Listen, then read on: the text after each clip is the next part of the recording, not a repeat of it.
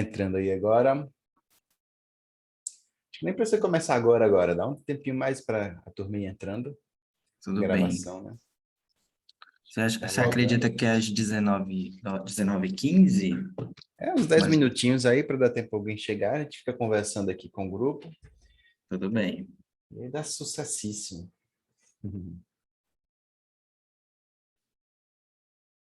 Chegou aí Super Lori. Sem áudio, falando umas coisas bem interessantes, mas infelizmente o áudio dele não está mais entre nós. Muito bem, agora sim. Doutor Alain, Thailise, doutor... É o Jefferson que está ali conosco, né? Isso. Isso. Que correria, hein, Lori? Direto agora de 20 horas de voo. Cara, nem me fala. E ainda por cima tentando me safar daquele tornado, né? Porque tá chegando furacão lá e 2 dias ali de Era cancelamento de voos e etc. o avião na frente e o tornado te seguindo atrás, assim. Mais ou menos. Gente, E a mas gente vocês não já só... entenderam. O Lori que é o furacão. Entendeu? Ele é o furacão no interiores desse Brasil. Você não tá entendendo. O Thaís e aí assoprando, né, para ver se o bichinho ia embora, não adiantou muito, não. Pela janela. Perfeito. Mas graças a Deus é tudo certo, tudo tranquilo. Graças a Deus, em Miami em si não aconteceu nada, graças a Deus, mas várias cidades ali próximo ficaram devastadas, assim. E só que sente-se os efeitos, né? Ventos muito fortes, chuvas fortes, né? E aí o aeroporto ele não necessariamente fecha, mas começa a cancelar voo e etc. Mas deu tudo certo, consegui chegar, tá tudo bem. Nesses casos, a companhia aérea não tem nenhuma responsabilidade, né? Sobre... Então, no fator climático, não. Quando é por fator clima, né? No meu caso especificamente, eu tive um problema anterior, quando eu estava saindo de Los Angeles, que atrasou um voo por uma condição da companhia aérea, não tinha nada a ver com o furacão. E aí, em função disso, eles ficavam me reacomodando porque eu tive que trocar 2 vezes de aeroporto, que não era originariamente o meu, né? Então, eles me deram toda assistência nesse aspecto. Mas, tradicionalmente, para as pessoas que estavam perdendo o voo por causa do furacão, eles não têm não têm autonomia sobre isso, né? Eles remarcam o voo, mas não dão hotelaria e etc., porque é por condição climática, né? Entendi. Eu estava em função ainda bem que aconteceu o primeiro problema lá em Los Angeles, né? Porque aí para mim ficou tranquilo, mas bem complicado. Muitas pessoas no aeroporto, tinham pessoas que já vinham assim há 2 noites ficando no aeroporto, né? Sem acomodação, bem complicado, estava meio caótico assim. Mas enfim, o importante é estar bem, né? Protegido, enfim. Mas eu coloquei o pé dentro de casa agora 10 para 6. Tenho 1 hora que eu estou em casa. E já aqui para a gente falar aí desse projeto BIM para interiores, cenário do universo. Desculpa, Lori, mas eu já imagino o Alan comentando aquele comentário bem saudável dele, tipo assim, se fosse no metaverso, nada disso. Não é? Nada disso teria Aquela coisa assim, acontecido. você vai evitar todo esse transtorno, tudo isso aí, ó. Ele já vai vender a sardinha dele, Exatamente. entendeu? No metaverso, uma das coisas que acontece, inclusive, lá no SimCity, é a gente jogar o tornado, a gente jogar um vulcão dentro da cidade lá para ver o movimento no The Sims, Boa. SimCity. Bem amiguinho, né? Tá certo. A princípio está marcado às 7, né? Jefferson e Wesley estão aí organizando, mas a gente vai só dar mais uns 10 minutinhos aqui. É um bom tempo para a gente ir se conhecendo também. Se vocês quiserem ligar a câmera, quiserem ligar microfone, quiserem conversar com a gente, já dá uma conversa bem legal, bem saudável aqui, a gente fazendo nosso networking aqui antes de iniciar tudo. Vocês que eu digo é o pessoal todo aqui, tá? Jaciara, Pamela, Adão, Ó, o Alisson. pessoal já falou aqui, ó, o Alisson já comentou que você salva a vida dele. Ah, é? Com os templates de Tá vendo? Revit. Template, isso aí dá uma forcinha boa, né? Sempre gratuito lá, só chegar e baixar. A gente tá fazendo uns novos Sim. aí bons, viu? Se prepara, Alisson. Prepara. Deixar o chat fácil aqui Perfeito. também. Deixa eu fazer uma pergunta para vocês. Eu estou em um iPad. Quando eu abro o chat aqui, ele abre uma janela nova para mim. A minha câmera some para vocês? Não. Não. Ok. Não? Fica. Tá, então tá bom. Então tá certo. Só porque para eu abrir o chat, para mim, entra uma janelinha nova aqui. Não, E tá a, ok, e tá a em minha tela casa, em tá si... salvo, tá tudo certo. Não, tô graças a Deus, tô com saudade da minha casa. Não dá nem tempo de se recuperar do susto, né, Lori? Já te bota Não, pra não. palestrar aqui. Sim, mas o legal é isso, né? É a adrenalina correndo solta. Então, vai na empolgação e vai até melhor a palestra. Quando eu faço umas loucuras dessas assim, aí que vai legal. A palestra vai animada demais. Sim, sim. Não, E e a, aí até uma coisa interessante, né? Porque a gente vai falar aqui muito desse cenário, né? De projetos de interiores, inovação, enfim. E aí muita coisa interessante rolando por lá, sabe? Algumas, principalmente em ambientes mais, vamos chamar assim, com um público maior, né? Ambientes mais públicos, como o caso do aeroporto, mas também o caso de hotelaria, enfim, algumas tipologias novas de mobiliário, assim, justamente em função dessa nova mecânica, né, dessa nova dinâmica que todo mundo tem hoje de você está fisicamente lá, mas não necessariamente você está de outras formas lá, né? Então, todo mundo o tempo inteiro trabalhando, todo mundo o tempo inteiro conectado. E aí, todos os espaços, assim, as salas VIP, né, os lounges, os próprios lobbies de hotel, tudo muito, muito, muito preparado, assim, para esse novo modelo, eh, não vou nem dizer de trabalho, um novo modelo de vida, né? Porque as pessoas estão totalmente conectadas o tempo inteiro e você fisicamente está em um lugar, mas não necessariamente você está participando diretamente dele. Você o vivencia de uma forma parcial, porque você está com o corpo físico ali, mas muitos ambientes, e principalmente tendência de mobiliário, assim, para atender essas dinâmicas, né? Então a gente pode trazer algumas coisas de cenário em relação a isso também, e que es- mexe totalmente com a composição de projetos de interiores, né? espero que tenha feito muito vídeo aí para a gente fazer para você depois jogar lá no seu Instagram. O que é que você está Tem vendo? uns Que agora eu fiquei até coisinhos assim. curioso como é que o pessoal está se adaptando aí nessa situação que você Tem falou. vários, o termo, eles estão usando por enquanto um termo que não está oficializado, pelo que eu percebi, mas popularmente as pessoas estão falando muito assim sobre os capsulares, né, que seriam os móveis mais encapsulados. Então você tem ali uma poltrona que ela é quase como uma cápsula mesmo, e ali você tem tipo uma poltrona de executiva, de avião, né? Então você tem a mesa que se movimenta, você tem uma proteção para que outras pessoas não tenham acesso ao visual do que você está fazendo em termos de tela de computador, aí extensão para as pernas, ela reclina, uma luminária específica para você poder trabalhar, uma iluminação mais de circulação assim para você ter a ambiência, uma iluminação frontal se você for fazer uma videochamada e tal. E aí tem vamos chamar assim, esse seria o modelo filho, né? E aí tem o modelo pai, que é muito similar a isso, mas é uma cápsula maior que você consegue acomodar ali tranquilamente de 4 a 6 pessoas dentro dessa cápsula maior.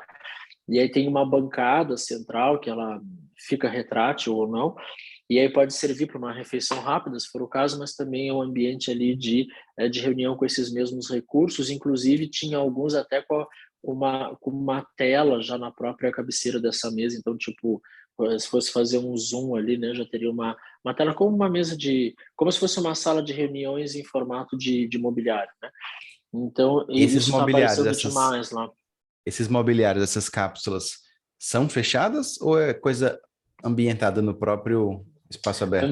Ambientado no próprio espaço aberto. E elas são modulares, então você vai abrindo e pode virar entre aspas, né, um móvel quase que convencional, e aí você puxa de novo, reagrega ela e ela volta a ser esse encapsulado, né? Legal. Muito modelo também de poltronas em formato colmeia. Então, você tem poltronas de 1 e 2 lugares, com encosto bem alto, formando parte de um hexágono. E aí você pode pegar uma menor, que seria para uma pessoa, ou uma um pouquinho maior, formato para 2 pessoas. E aí você também vai montando aquilo, e pode ser uma coisa minha, o meu casulo, a minha cápsula, eu posso estar de frente para alguém, ou eu posso agregar mais pessoas naquele modelo. Eu vou construindo a colmeia ali de acordo com o que eu quero fazer. E também com essa proteção. Então, é como se realmente tivesse a possibilidade de isolar aquela pessoa ou aquele pequeno grupo de pessoas do ambiente, no sentido de estamos aqui, entre aspas, trabalhando, produzindo alguma coisa em conjunto, ou tendo um momento de interação entre nós, não necessariamente de trabalho. Mas, ao mesmo tempo, se você erguer um pouquinho a cabeça, assim, você vê o ambiente todo, né? Então, você não está totalmente isolado, né?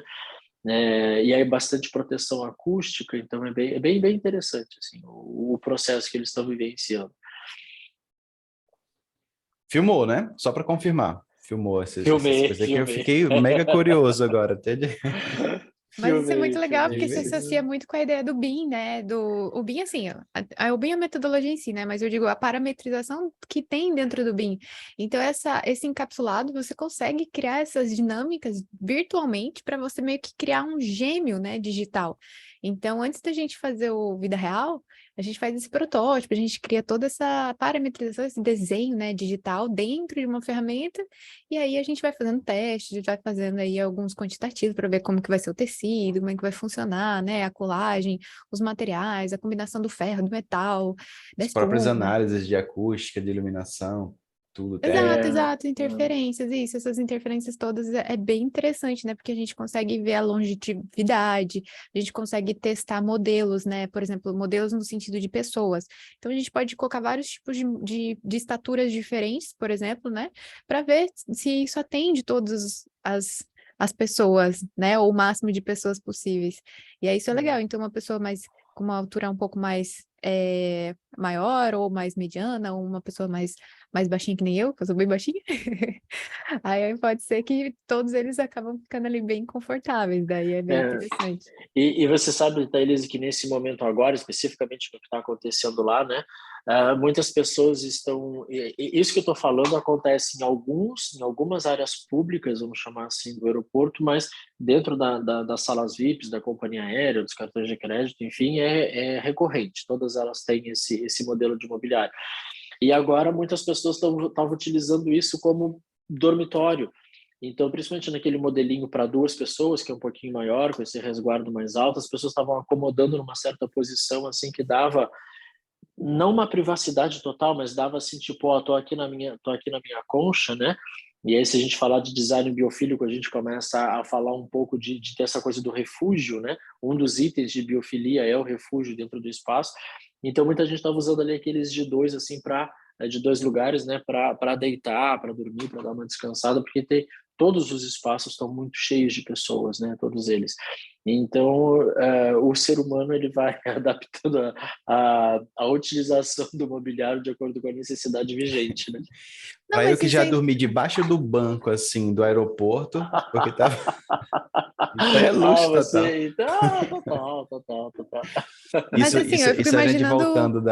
a gente voltando da Argentina, aí eu pensei, não, a gente vai parar lá na sala VIP e tal, dar um tempinho lá, comer alguma coisa, fica lá sentado.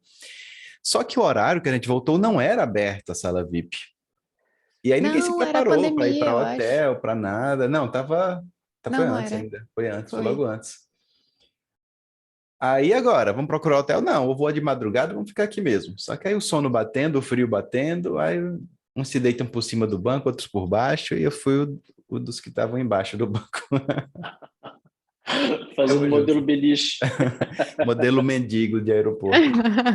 Não, mas eu ia comentar, né, um negócio mais organizado aí, mais antropológico, mas assim, o bom é que isso permite com que famílias consigam ter um pouco mais de conforto, né? Então você tem uma criança Sim. ali que você consegue dar aquela rotina da criança, né? Então, se está com um acompanhante um pouco mais idoso, precisa ter uma pausa um pouquinho mais confortável, é interessante, né?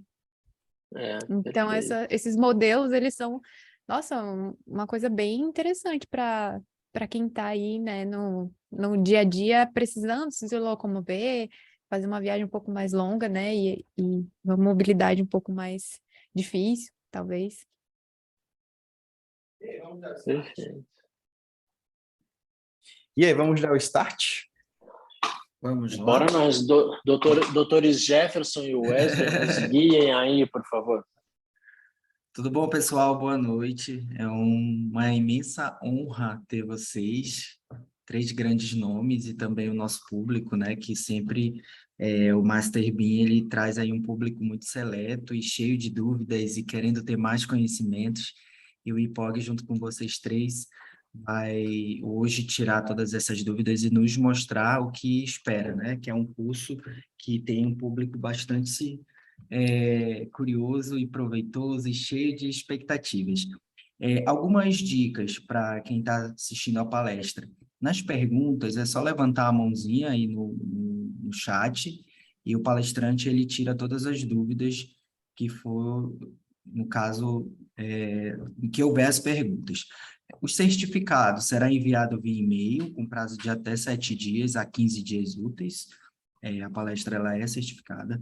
E também as dicas comerciais acontecem pós-palestra. Então, nós vamos entrar em contato posteriormente para que venha a ser analisado se for dúvidas de dias de aulas, módulos, isso daí é com a parte comercial.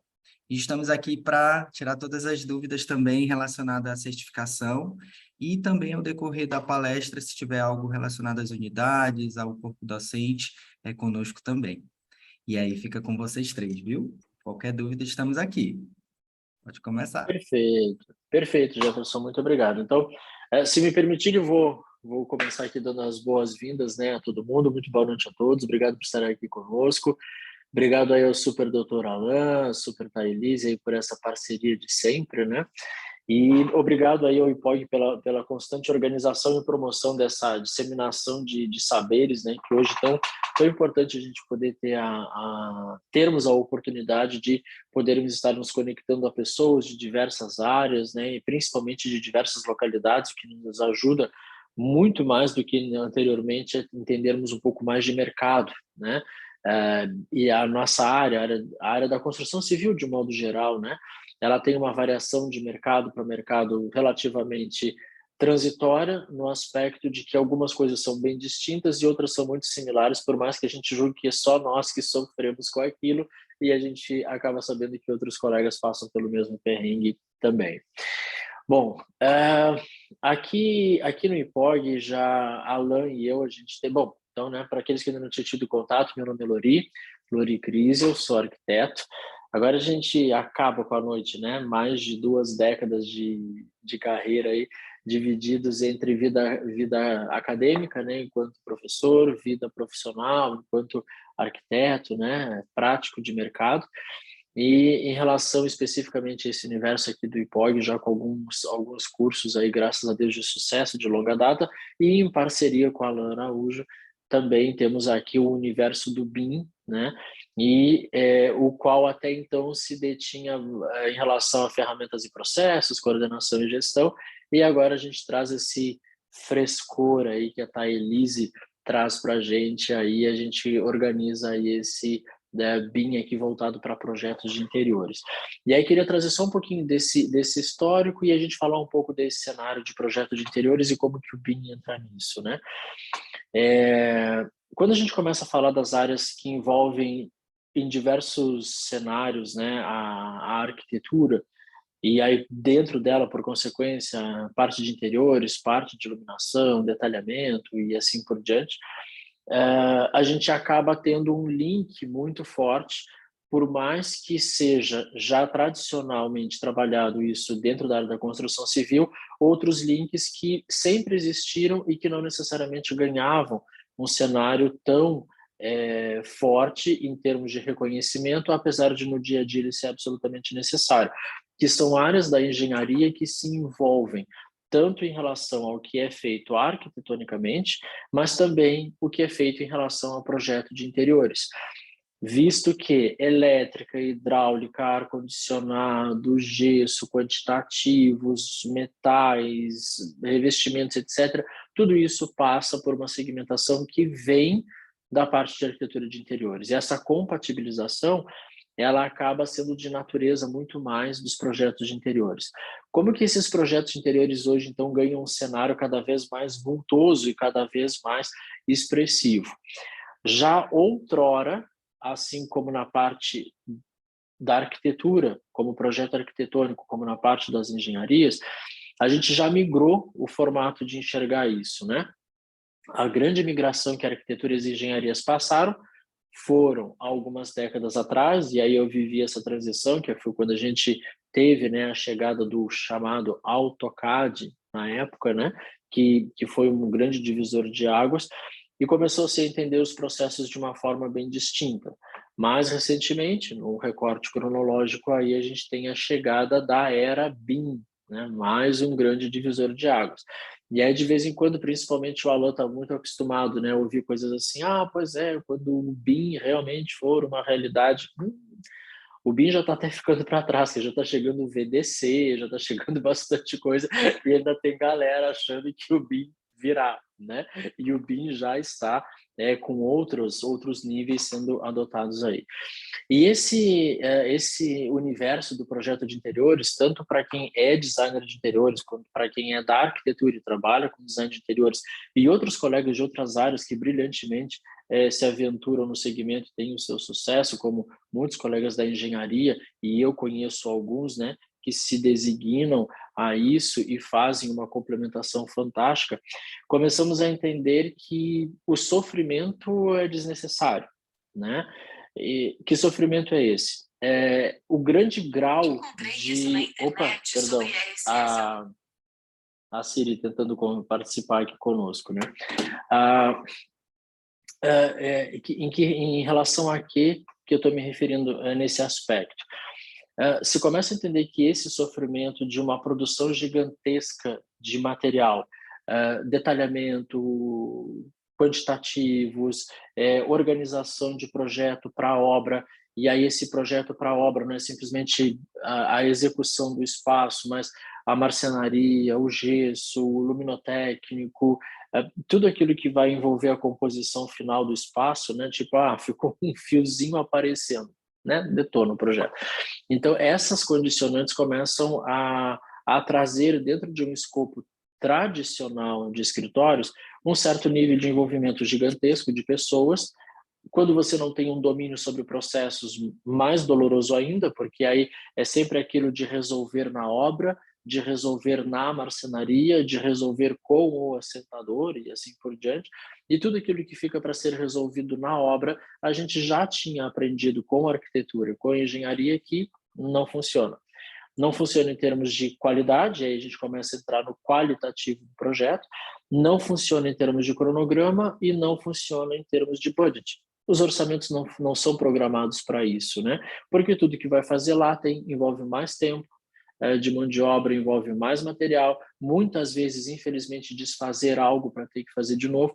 Então, o novo cenário de projetos de interiores hoje não está baseado apenas na estética.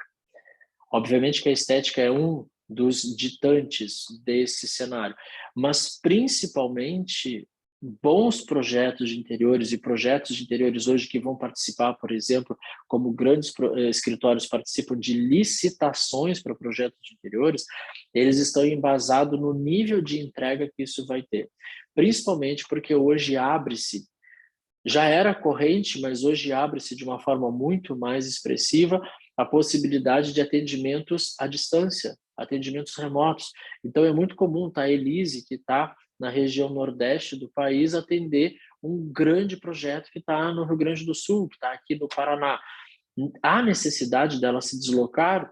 Antigamente havia, hoje já não há mais, né?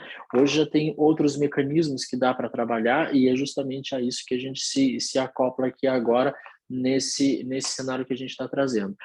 Então, o grande mote de mobilização dos projetos de interiores hoje é o acervo. O que ele vai me trazer? O que ele vai me entregar? E esse acervo projetual, né, também chamado do nosso quantitativo projetual, começa a ter links que estão intimamente ligados com várias outras áreas do projeto, como eu citei agora há pouco. Então, esse aspecto de você ter um projeto otimizado, de você ter um projeto inteligente e principalmente inteligível, que qualquer pessoa, qualquer outro colega de outras áreas que vai tomar conta desse projeto em algum determinado segmento, precisa entender como que ele se conecta a ele e como que ele está elaborado para fazer isso, né? Aquela ideia anterior, né, de que vou fazer o lançamento de pontos, né? Tá, tudo bem, você pode fazer um lançamento de pontos. Talvez para um projeto menor, de um projeto próximo a você, funciona, porque qualquer coisa você resolve na obra. E aí começa de novo os problemas, né? O resolver na obra, além de tudo aquilo que nós comentamos agora, o resolver na obra entra em algo que foge ao escopo inicial chamado de orçamento, e não agora o orçamento do cliente que vai investir na execução daquele projeto. No seu orçamento, o quanto você solicitou como valor, como honorário seu, para aquilo. Eu tenho certeza que nesses valores não estão o combustível para você fazer isso, não estão o tempo para você fazer isso, não estão as dinâmicas de pessoal para você fazer isso, não estão as suas horas extra projeto para você fazer isso. Ou seja, realmente a gente está trabalhando aí com algo que está à margem do que se tem por inteligível, por inteligente, um projeto inteligente, um projeto que traz muito dessa dinâmica. E esses aspectos são aspectos que não estão hoje embasados apenas no que vai acontecer lá na obra, porque aqui a gente está falando de um nível de projetos de interiores. Mas se a gente pegar o que o Alan vai conversar conosco hoje, a gente começa a falar sobre metaverso, tudo o que está hoje sendo pensado no metaverso é em cima de um projeto. São espaços virtuais que alguém está desenhando eles, que alguém está trabalhando com eles. E hoje, se vocês pararem para dar uma olhadinha, tem um mercado paralelo, apesar de parecer loucura para alguns, tem um mercado paralelo de produtos que são vendidos, são comercializados para serem utilizados lá no metaverso, né? Hoje, esses produtos estão, por enquanto, temporariamente, muito designados para grifes em relação aos avatares, né? A Nike está lançando tênis, na verdade já lançou, né? Tênis para que você possa comprar tênis para o seu avatar. Essa ideia da Nike do tênis para o avatar fez com que a própria Nike construísse um aplicativo específico deles, que você pode criar um avatar seu, experimentar tênis normais, tradicionais, da marca Nike nesse avatar e depois você vai na loja e simplesmente compra o físico real para você usar igual que o seu avatar está usando, né? Então, temporariamente as grifes estão trabalhando com esse segmento, mas outras empresas já estão trabalhando com isso para a área da arquitetura. Nos Estados Unidos já tem empresas que estão se especializando em vender imóveis no metaverso. Que imóveis são esses? Quem os projetou? Principalmente visto que eles não existem fisicamente, né? Onde estão esses projetos? Quem está desenvolvendo esses projetos? Tudo isso está vindo para um campo muito forte da arquitetura e mais expressivo ainda para a arquitetura de interiores. Por quê? Porque hoje, maciçamente, a maioria do que é produzido no metaverso é interno, é para espaços internos.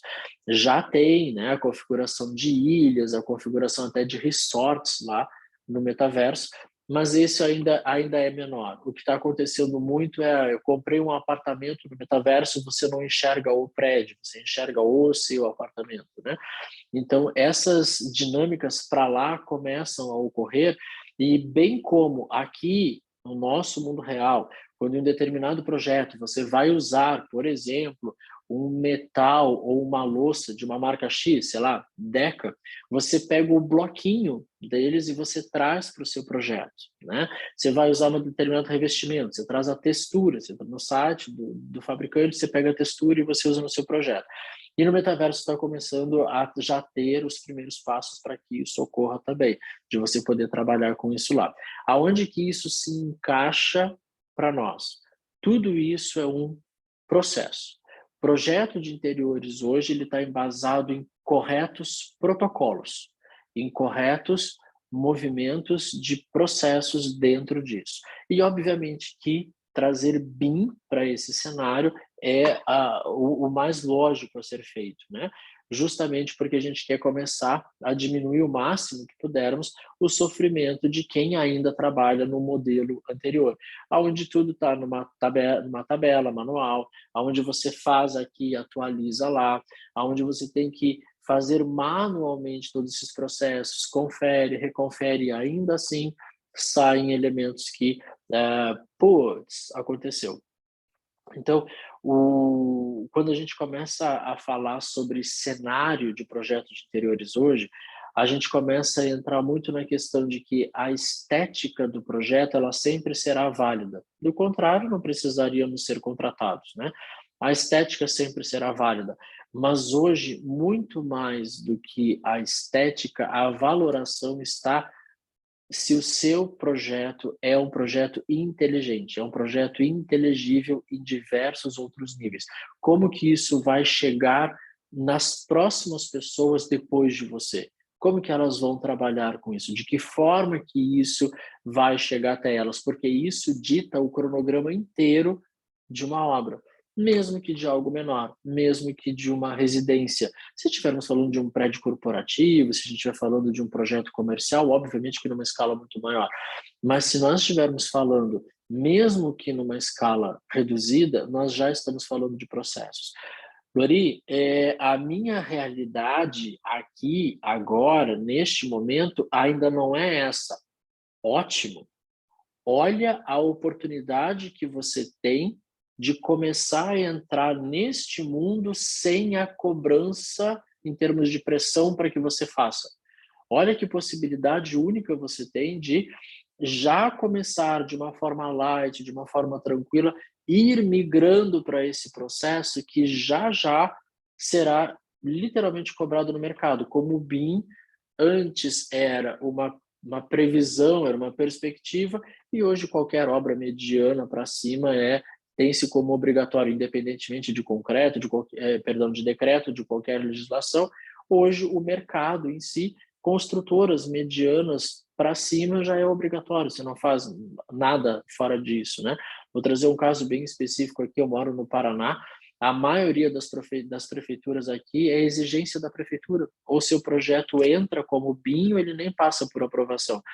Então, a gente tem aqui uma mobilidade muito forte para isso. Mas não quero engolir aqui, Alain e Thailise, eles já estão salivando, né? Para se apresentarem, para trazer as contribuições deles, e eu vou me metendo um pouquinho por lá também, mas só para a gente entender que esse cenário atual de projeto de interiores, ele deixou de estar vinculado exclusivamente à questão de estética. E eu vou dar um outro exemplo. Agora, próximo abril, a gente vai ter de novo, né, o retorno da Feira de Milão, um evento mais icônico mundialmente falando em termos de arquitetura de interiores, mobiliário, etc., retornando à sua edição normal, que é a ocorrência no mês de abril, né? Esse ano aconteceu fora de época. E todos os estandes, a construção da feira inteira, todos os pavilhões, o próprio comitê de organização da feira já faz uma exigência de que todo o projeto dos estandes já sejam tramitados dentro da validação da feira em BIM, porque é muito mais rápido, é muito mais ágil, é muito mais assertivo para eles, o tempo de produção é menor, o tempo de preparação da feira é menor, menos tempo de equipes dentro dos pavilhões, as equipes muito mais ágeis, muito mais organizadas, vamos chamar assim, porque elas têm um protocolo de utilização do espaço, tempo, etc., Então, é uma realidade para esse cenário de projetos de interiores. Não é algo que virá, já está acontecendo. Mas eu estou vendo ali que tá a Elise e a Alan estão aqui, ó, coçando para falar aí um pouquinho. Por favor, crianças. Lori, olha só, você não vai parar por aqui, você vai continuar aqui comigo. Oxi, Deixa eu bora. compartilhar Tô minha aqui. tela aqui. Deixa eu só puxar uma Pessoal, curiosidade antes de começar, Thalys, rapidão, porque manda senão eu vou aí, esquecer. Você pode estava falar. falando sobre a feira que já está sendo cobrada em BIM, mas não só em BIM, mas também naquela pegada base do metaverso, de ter ambientes em 360, de ter ambientes virtuais que você possa acessar de casa, por exemplo. Casa Co também hoje já é obrigatório todos os ambientes serem levantados em 360 graus, com fotografias, com renders. Estou me envolvendo, inclusive, com um daqui de João Pessoa. E, assim, são duas coisas que quem aproveitar a onda agora vai se dar bem. É sempre assim, quem sai na frente sai melhor, né, Alan? Não, mas segura aí que no final do que eu comentar aqui, a gente fala sobre isso aí, porque é fundamental. Tudo que o Lori comentou aqui, ó, o pessoal vai adorar. Vamos lá. Vocês estão Bora. me ouvindo bem? Tudo certo aqui, meu Sim, áudio? Tudo ok? tá super bem. Tá, joia. Boa noite, pessoal. Meu nome é Thalys Girardi, tá? Eu sou designer imobiliário, arquiteta, especialista em sustentabilidade, e eu vou passar aqui um pouquinho para vocês, um estudo de caso, mais ou menos, de algo real que aconteceu alguns anos atrás. E eu espero que vocês achem interessantíssimos, porque eu sou apaixonada por esse contexto aí que se passou recentemente. Vou falar alguns anos, né? Porque senão entrega aí algumas coisas, algumas ruguinhas, mas vamos lá. Vamos lá. Eu vou fechar aqui no nicho, tá? A gente está falando de design de interior, a gente está falando de BIM, a gente está falando de espaço interno, de construção de arquitetura, mas eu quero trazer para vocês um exemplo, para a gente poder desmiuçar aí e usar no decorrer do nosso momento de agora. Então, eu gostaria de comentar com vocês com franquias e restaurantes, tá? É uma coisa assim, linda, que é o melhor amigo do BIM. Vocês já vão pegar aí a ideia. Olha só, quero apresentar para vocês algumas imagens, tá? Essas imagens, na época, tá? O que se trata, o que eu vou falar para vocês? Eu vou comentar, resumidamente, um contexto de uma implementação de um escritório de interiores, de projetos de interiores, de grande porte. Então, quando a gente fala de interiores, a gente não fala necessariamente de um residencial. Não estou desmerecendo nem tirando a complexidade de um ambiente residencial, ok? Ele é tão importante e tão necessário. Mas, sim, a gente está falando de algo um pouco mais complexo, porque a gente está falando de número de pessoas, a gente está falando de comercial, de várias normativas que a gente precisa estar atendendo. Então, prazo também, então se a gente fala de franquias, a gente pensa logo em shoppings, então tem todo um horário de obra, né? Não é algo tão simplificado, né? Então, aqui eu quero já mostrar para vocês um dos processos, tá? Que estava acontecendo. Esse ainda, na época, a gente começou a se falar em renderização em tempo real. Ali eu estava escorregando. Nessa época eu tinha acabado de baixar no computador. Sabe o que, gente? O Alan, ele é fã desse programa. É um Reel para poder fazer renderização em tempo real. Mas aqui não. Aqui o que acontece? Essas imagens, elas foram feitas em um outro software que é aquela coisa que a gente Você vai está renderizando. compartilhando sua tela, Thalys? Eu tô. Você tá? Eu que tô loucão, então, aqui. Então. É. Peraí, deixa eu achar. Não, tá certinho, tá, Elise, tá certinho. É que Assim, o Alan tá lá no metaverso, ele nem tá conectado aqui. não, mas são tantas telas, ele tem tudo ali, ó. Ele tem. Não, mas Tá a tudo gente tá ali. vendo direitinho, sim. Pode continuar. Tá, joia. Então, assim, eu queria pedir para que vocês deem uma atenção um pouco maior na riqueza de detalhes, né? Então, a gente está falando aqui do restaurante, mas a gente está falando ali de várias garrafas modeladas, o reflexo do vidro, a gente está vendo um estofado, então a textura de um tecido, a textura do papel de parede, tem os quadros, a luminária, tem todo um contexto, toda uma experiência que esse ambiente ele quer proporcionar. Então, o projeto de interiores, ele é isso, né? Ele basicamente é isso, ele é esse emaranhado de várias coisas, né? Para a gente poder executar uma ideia, executar um espaço físico que as pessoas podem ir lá, sentar, se sentir confortáveis, num ambiente climatizado, num som gostoso, né? E poder aproveitar uma boa comida, né? Uma boa experiência com os amigos, por exemplo, estar sentado na sua mesa e você não ouvir a conversa de quem está na mesa do lado, né? Então, isso é tudo calculado, tudo isso é pensado para atender um conforto, né? Um nível de 5 estrelas aí que o pessoal sempre procura, né? Bom, então a gente tem aqui várias nuances, tá? E aí agora eu quero poder mostrar para vocês algumas coisas assim, ó. Esse projeto, ele é bem detalhado, tá? Ele tem muitos itens para a gente poder combinar, compatibilizar, orçar, quantificar, né? Então, assim, ó, quando a gente olha para ele, tá? Que eu trouxe uma planta baixa, ele é bem denso, né? Não é algo que você faria rapidamente, né? Assim, do nada, né? Você tem todo um contexto, você precisa toda uma carga horária em cima de um projeto desse.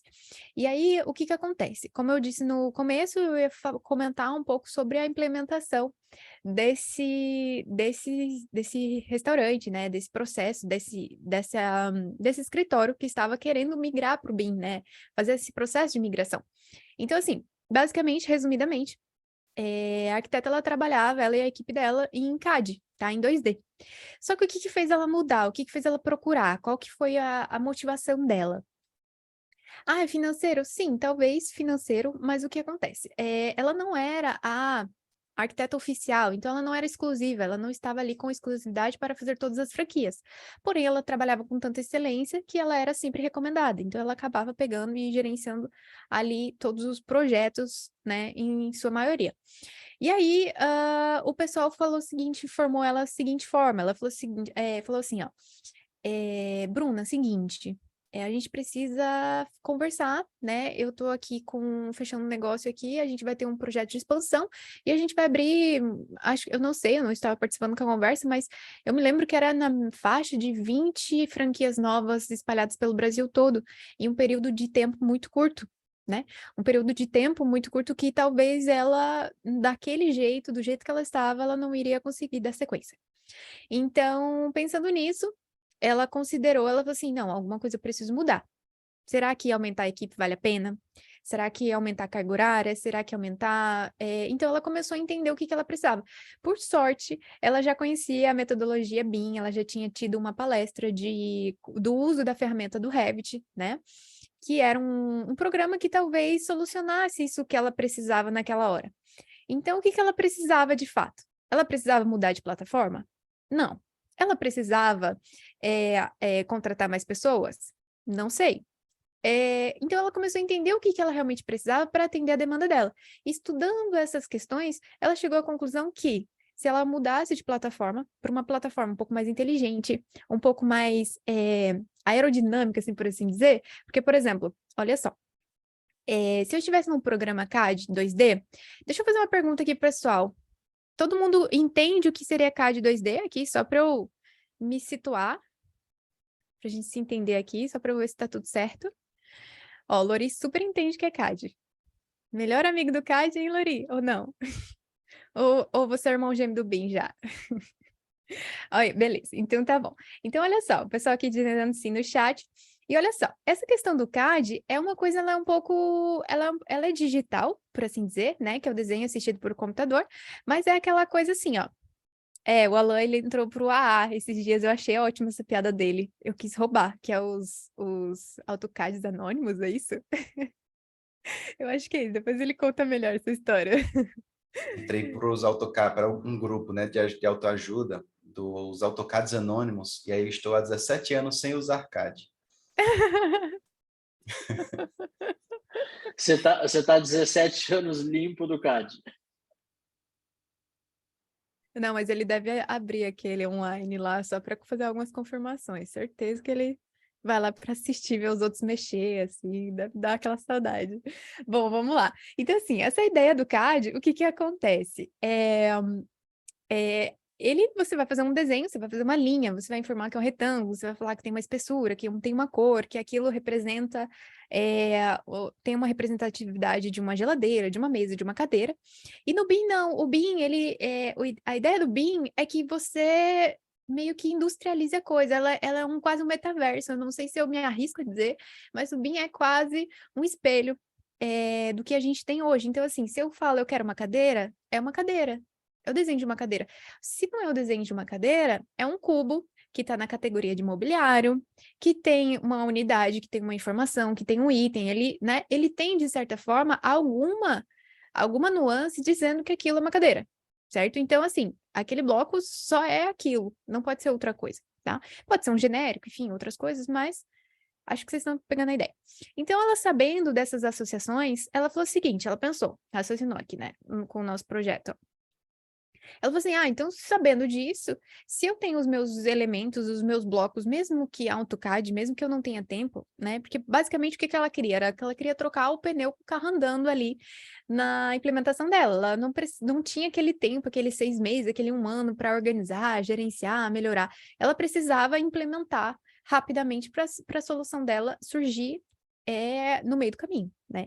Então, o que acontece? Quando a gente foi para outra ferramenta, para uma ferramenta BIM, no caso, a ferramenta Revit escolhida, ela começou a entender que ela poderia usar essas tags, e essas tags automaticamente iria para uma tabela, então ela poderia fazer uma autocorreção um pouco mais rápida, um pouco mais segurança, ela não teria um quadrado, esse quadrado significa aquele item, e aí ela teria que fazer uma confirmação, e a segurança era ela e ela, né? Então, o que ela encontrou?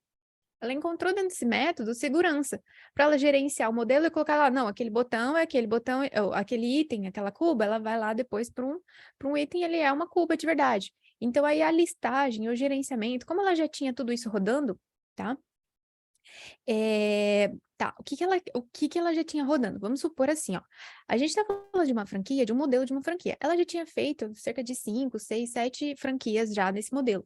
Então, todo o padrão dela já existia. Ela já tinha um template no CAD dela, ela já tinha todos os blocos, né, modelados, ela já tinha o formato dos quadros, das luminárias. Então, ela já tinha um caderno de detalhamento. Ela já tinha um padrão. E aí, quando a gente fala desse caderno de padrões, a gente fala em BIM, isso é o melhor amigo do BIM, gente. Por quê? Porque o BIM adora, sabe o quê? Industrialização. Ele adora uma coisa industrializada, tá? Ele adora aquela coisa que você já sabe, você já entende, já tem uma documentação, já tem um nome, já tem um tag, já tem um código, tá? Então, ele adora isso. Então, o que que acontece? Ela precisava jogar toda aquela informação para entender melhor aqui dentro do universo do BIM. Então, quando a gente faz aqui em planta baixa, olha só, antigamente ela fazia planta baixa no CAD, ela colocava um bloco, esse bloco significava alguma coisa, né? Dependendo da configuração que ela dava. E aí, aqui no Revit, não. O que que aconteceu? Ela ganhou algumas boas semanas de trabalho duro e trabalho manual. Por quê? Porque ela foi colocar os blocos aqui, definiu definiu aqui a quantidade de cadeiras, tá? Então, quando ela tomou essa decisão projetual, ela soube, então, quantos usuários iam usar, então ela já começou a fazer outras definições, então ela sabia quantos serviços iam estar acontecendo nessa cozinha, quantos funcionários era necessário para atender essa demanda, quantos uniformes de quantos fornecedores ela deveria ter, então quantas luminárias, quantos itens, então essas definições fizeram com que as tabelas dela, ela pudesse gerenciar para os fornecedores, e os fornecedores pudessem fabricar, antes mesmo dela criar o último detalhe, tá? Porque a definição de projeto dela era muito mais importante, então o pré-projeto dela, ele era bem, bem detalhado, né? Até chegar a um projeto um pouco mais detalhado, que é, no caso, esse aqui é o pré-projeto, tá? Isso aqui é o pré. Então, olha só, se a gente desenhou isso em planta baixa, a gente já consegue retirar algumas informações em vista, porque tudo que ele faz em desenho 2D, né, numa vista, você tem a resposta em outra, tá? Então, foi aí que ela ganhou mais de 4 semanas. Gente, mais de 4 semanas. E ela reduziu também o desgaste do pessoal, tá? Então, ela teve ali uma inteligência de equipe bem bacana, ok? Então, todo esse trabalho duro aqui, ó, então, olha só, a gente tá vendo aqui, vejam só, a gente começa a entender também algumas questões de mobiliário, tá? A gente começa a ver a importância do nível de detalhe para esses mobiliários desses espaços que a gente está desenhando. Então, a gente entendeu que aqui vai ter uma cadeira. A gente já sabe que vai ter essa cadeira, tá tudo bem. Só que, se a gente muda aqui o nível de detalhamento, a gente enxerga de outras formas, a gente sabe que essa cadeira bem simplificada, não sei se vocês estão vendo aqui, é essa daqui, é o mesmo modelo, tá? Por quê? Porque o mais importante é que aquele desenho esteja sutilmente representando, e quando você vai para a informação, para um detalhamento, você tem o item desejado ali. Tá? Então, assim, tags para mostrar onde é que vai ser a pintura, onde que vai ser o relevo, onde que vai ser o dente, tá? Tudo isso a gente conseguiu, então, olha só, isso aqui seria uma planta, um desenho. feito no AutoCAD. Isso aqui já é um revitilizado, por assim dizer. Então, a gente já conseguiu trazer as informações do mesmo modo. Aqui a gente teria linhas, então a gente estaria desenhando linha por linha até representar o item completo. Aqui não, aqui a gente já tem o desenho tridimensional. Então, se eu gerar um corte, eu vou ter o desenho desse pilar aqui, né? Então, eu vou ter esse desenho da minha fachada. Enfim, eu vou ter uma série de itens. Aqui a gente já consegue ver um desenho tridimensional dessa outra franquia, tá? São duas franquias, eu acredito que essa aqui é Salvador e essa aqui é São Paulo. Tá? Então, aqui a gente tem alguns estudos, né, de imagens para a gente ver como é que tá as texturas, né, para a gente entender como é que estão as volumetrias, tá? Então, as fachadas, os desenhos, aqui já é o de Curitiba, tá? Que são 2 andares, planta baixa, todo esse desenho. Aqui a gente tem até estudos, aqui, ó, de possíveis ampliações na fachada do shopping. Não foi aprovado, tá? Não foi efetivado, mas foi um estudo interessantíssimo, porque quando a gente desenhou isso não levou mais que 4 horas. Então, a gente conseguiu tomar decisões mais rápidas do que era mais viável ou não viável, né? Então, né, o pessoal a gente já mandou, já foi aprovado, não foi aprovado, então a gente já vetou a ideia e já seguiu dando sequência, tá ok?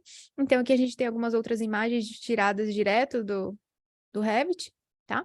E aqui eu só queria poder comentar com vocês um pouco oposto, só que indo no mesmo caminho, que é o seguinte, a gente falou de uma franquia que ela tem combinações, ela tem as similaridades, tem nuances exatamente iguais ou idênticas de uma franquia para outra, né? Então, você entra naquele lugar, você sabe o que significa aquele lugar, tá? Vai mudar a planta baixa, vai mudar algumas questões? Pode mudar, mas a linguagem, o estilo da franquia é a mesma. E aí eu quero mostrar para vocês aqui, ó, um desafio que provavelmente é um desafio que alguns de vocês vão enfrentar ou já enfrentaram, que é aquela coisa assim, ok, já tinha um caderno de detalhe, já tinha tudo preparado, era só modelar, era só exercitar, era só recriar tudo ali. E aqui, quando a gente fala desse desafio, a gente fala dessa franquia. Alguém consegue dizer qual é essa franquia? Alguém chutaria, assim, experimentar dizer que franquia de restaurante é essa, pessoal? Vamos lá, comenta aí.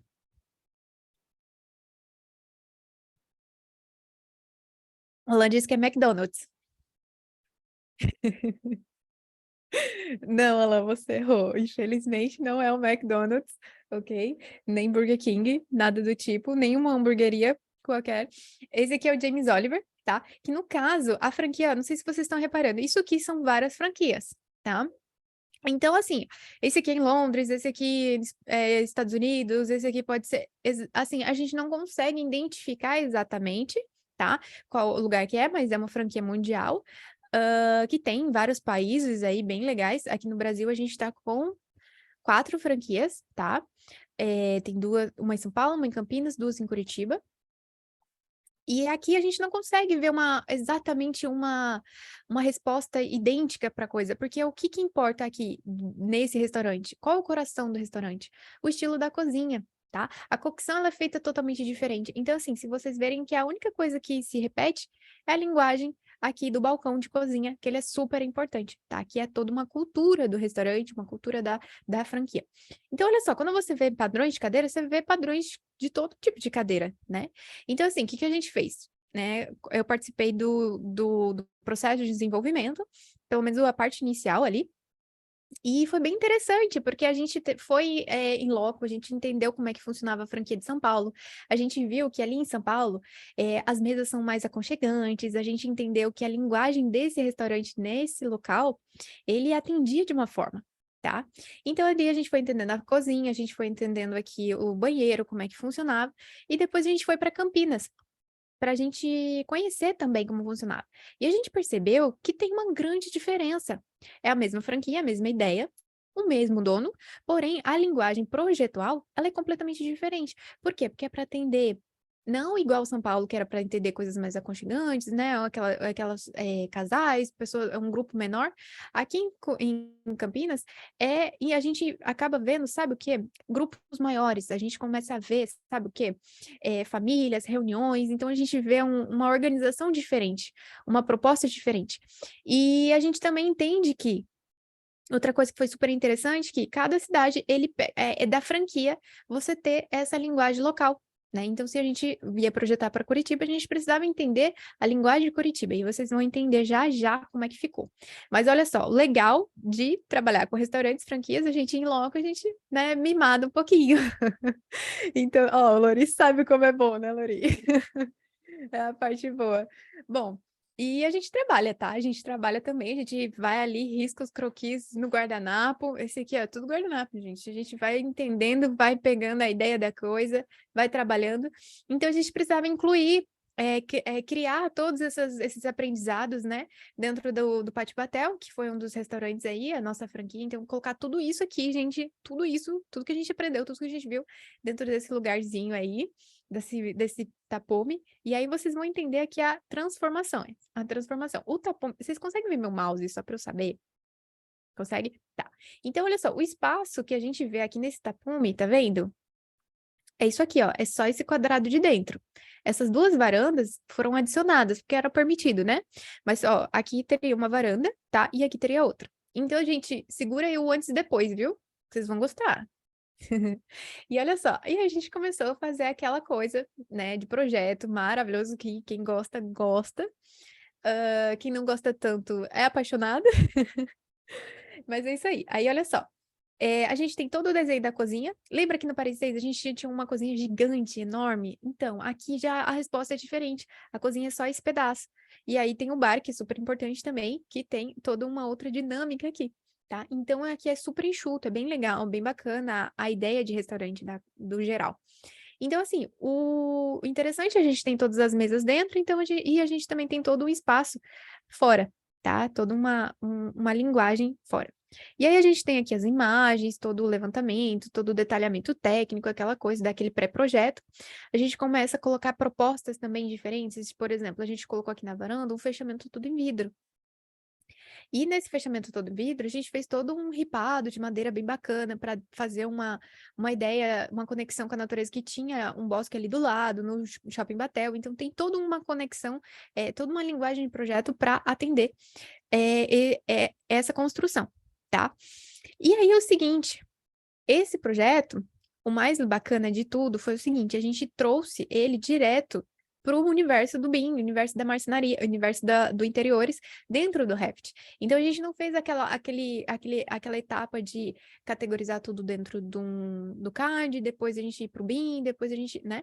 Não, a gente correu esse risco, esse desafio de pular essa etapa, de entender os bloquinhos, né? E fazer tudo isso direto no BIM. Então, aqui a gente categorizou todas as mesas, todas as cadeiras, todos os itens novos, e aí a gente foi entendendo esse projeto com um pouquinho mais, né, de organização. E aí, ó, na época, a gente foi fazendo migrações aos poucos, né? Então, o que a gente tem aqui? A gente tem aqui toda a parte de renderização de modelagem, né, de desenho técnico no Revit. Porém, gente, percebam o seguinte, a equipe toda estava em andamento, em processo de migração. Então, não tem nada de errado. Algumas coisas aconteceram um pouco mais lento que outras. Então, o que acontece? A gente fez toda a renderização na época do Sketch. Então, a gente fez toda essa transposição do Revit e a gente voltou para o Sketch para criar a renderização. Por quê? Porque se a gente fizesse a mudança em toda a equipe, ia ficar... Não era mais indicado, não era mais adequado para a época, nem para a equipe. Então, a gente vai entendendo as pessoas e os processos e, aos poucos, fazendo a migração. Uma das coisas que rodou e que a gente testou e deu certo foi a planta baixa, foi o desenho técnico, ok, né, detalhamento, plantas, essas coisas, tabelas, mas a renderização, ela permeou aqui ainda no Sketch, e não tinha nenhum problema, tá? Assim, é claro que não é o melhor, não é o fluxo de trabalho mais adequado, mais indicado, mas é uma coisa, é um passo de cada vez, né? E eu gosto de trazer isso porque é interessante se pensar, ok? E só para fechar aqui, pessoal, aqui eu quero fazer um comparativo para vocês, que eu estou trazendo, que a migração você tem que pensar com carinho, você tem que pensar, assim, entender um pouco mais os processos de cada escritório, né? Então, olha só, aqui a gente tem o projeto no Revit, certo? Aqui, ó, estão vendo meu mouse? E aqui no projeto Revit, ok, entendemos a linguagem, fizemos o pré-projeto, fizemos uma primeira ideia da coisa. Depois a gente tem a renderização aqui no meio do sketch, tá? Que a gente foi dando um pouquinho mais de detalhe, colocou uma ambientação, colocou uma decoração, ok?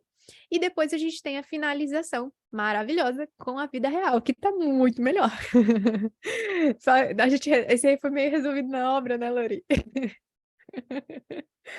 Bom, e é isso, a gente tem aqui alguns comparativos do lançamento de proposta, tá? Então aqui a gente teve toda a ideia da proposta, e olha só como tá muito semelhante, tá? Tá muito semelhante isso aqui, ó. Então todo o sofá aqui, ele permaneceu, o desenho aqui de cima do ripado também deu continuidade, tá? Aqui a gente teve algumas alterações de espaçamento mesmo, de cadeiras, né? A gente deu uma enxugada, mas, gente, basicamente, olha isso, né? A mesa redonda permanece mesa redonda. Então, cara, quando a gente pensa em definições de propostas, o Revit é seu melhor aliado. E aí, a migração, o processo todo, trocar o pneu com o carro andando, é isso aí, gente. O negócio é loucura, mas dá. E aí, olha só, eu quero poder dar um espacinho aqui pro Alan, falar o que que ele acha, o que que ele tem aí para dizer pra gente sobre esse negócio todo aqui de a gente modelar, renderizar, apresentar, estar vivendo isso aqui, testar as coisas. Ó, algumas imagens lá do local, ó, como ficou bem bonitão. E algumas outras imagens de detalhamento aqui, ó, a fachada, né, como é que fica, como é que o render ficou, e a vida real. Passei muito rápido? Acho que sim. Ó, ela tá se preparando ali para ficar imerso dentro do universo dele ali. E aí, alguns outros detalhes arquitetônicos, banheiros, umas renderizações a mais aqui. Mas basicamente é isso. Eu convido vocês a irem até lá para poder ir no restaurante, experimentar a vida real ali. Acho que eu parei de compartilhar aqui. Alan, quer comentar aqui, Lori? Vamos lá. Pessoal, é isso. Alguma dúvida? Não, vou deixar a dúvida para o final, desculpa. Não, vamos ver o Alan ali entrando no HMD dele lá.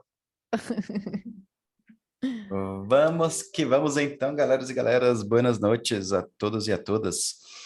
E bom, desta vez eu já vou começar direto na minha apresentation aqui. Direto no nosso, não vai ser no metaverso. Já gravei algumas coisas a gente dentro do espaços que a gente criou, espaços de metaversos de empresas grandes, né, da Microsoft, do Meta, mas aqui eu quero mais focar naquela ideia do apresentar as possibilidades, né, para a gente poder surfar a onda desde o começo, apesar que não é o começo, para vocês entenderem um pouquinho o que é o metaverso e o que é que isso traz de oportunidades para vocês, né? Eu antigamente era esse aqui, Alan Araújo, agora sou ele também, só que um pouquinho mais velho, um tanto mais gordo e um tanto mais cabeludo. E tô nessa. Estou com o Lori na parceria já há um bom tempo aí, na coordenação do Marché BIM, como professor também lá do Iluminação e Arquitetura e Iluminação. E tô nessa. Estou envolvido com o BIM, com o Revit, desde 2005, tá? Com o BIM mais especificamente em 2012. Então, estou na área aí 17 anos, né? Como eu tinha falado. Só um minuto. O Alan, ele tá com a câmera dele aqui. Quem tá vendo ele bem pequenininho, por Deixa eu compartilhar gentileza, a minha tela, tem vai ficar melhor. tem que pinar ele, porque daí você vai ver ele bem grandão. Ver se fica melhor com a tela compartilhada. Melhorou. Maravilha. E aí estamos na área, né? Quem quiser mandar um alô, alan.araújo.revit. Mas olha só, meta de hoje é falar do metaverso, de BIM, das oportunidades.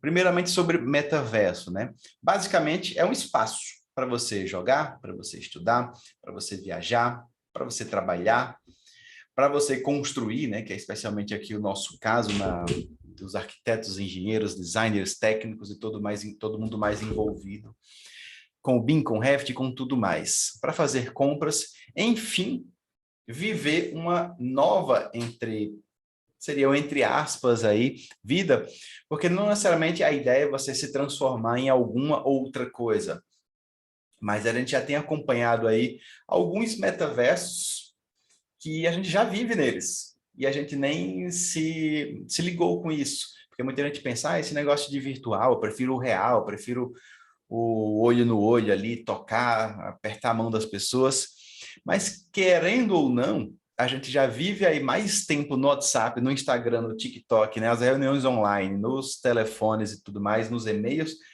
do que propriamente na vida real. Não posso generalizar para todos, mas muitos de nós já está vivendo muito mais nisso. Eu, propriamente dito, eu estou muito mais no virtual que no real.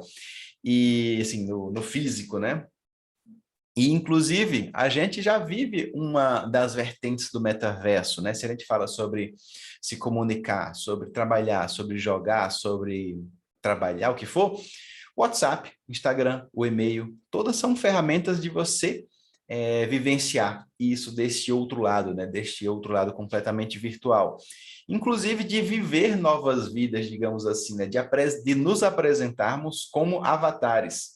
O que é o nosso perfil do Instagram, se não o nosso alter ego, se não o nosso, uma condição, um personagem que a gente criou de nós mesmos aí, que se apresenta da forma que a gente quer se apresentar, né? Com filtros mais bonito, mais feio, mais gordo, mais magro, com ou sem cabelo, com ou sem o que for. E aí a gente já começa a entender que o metaverso ele não vem como uma ruptura, como que parece a proposta do Zuckerberg, lá, do Meta, que é, de fato, ele traz a ideia de você realmente viver uma vida completa, uma vida totalmente sem necessidade de se existir no real, digamos assim. Mas essa migração, digamos, dessa maneira, para uma realidade no metaverso, ela é gradativa. Então, a gente já vive isso há muitos anos, como eu vou dar alguns exemplos aqui para trás, até um dia, daqui a uns 10 anos, daqui a uns 20 anos, a gente mudar de gerações, as gerações estarem mais acostumadas com isso, para de fato a gente viver completamente num mundo, né, ambientado virtualmente. Aí disso vão depender pandemias, vão depender guerras, vão depender coisas que vão nos deixar cada vez mais presos nos nossos espaços aí internos, né, nos nossos espaços pessoais em casa e vivendo tão bem quanto, interagindo tão bem quanto nos mundos virtuais.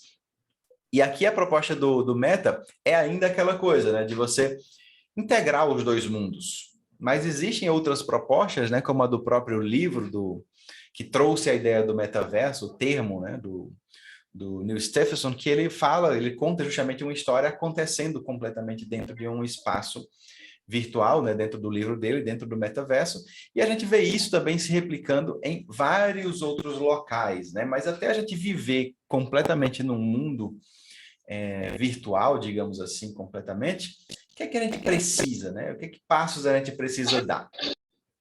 Será que vai estar todo mundo daqui ano que vem, 2023, 2024, 2025, usando um óculos desse, andando nas ruas aí com um negocinho desse aqui?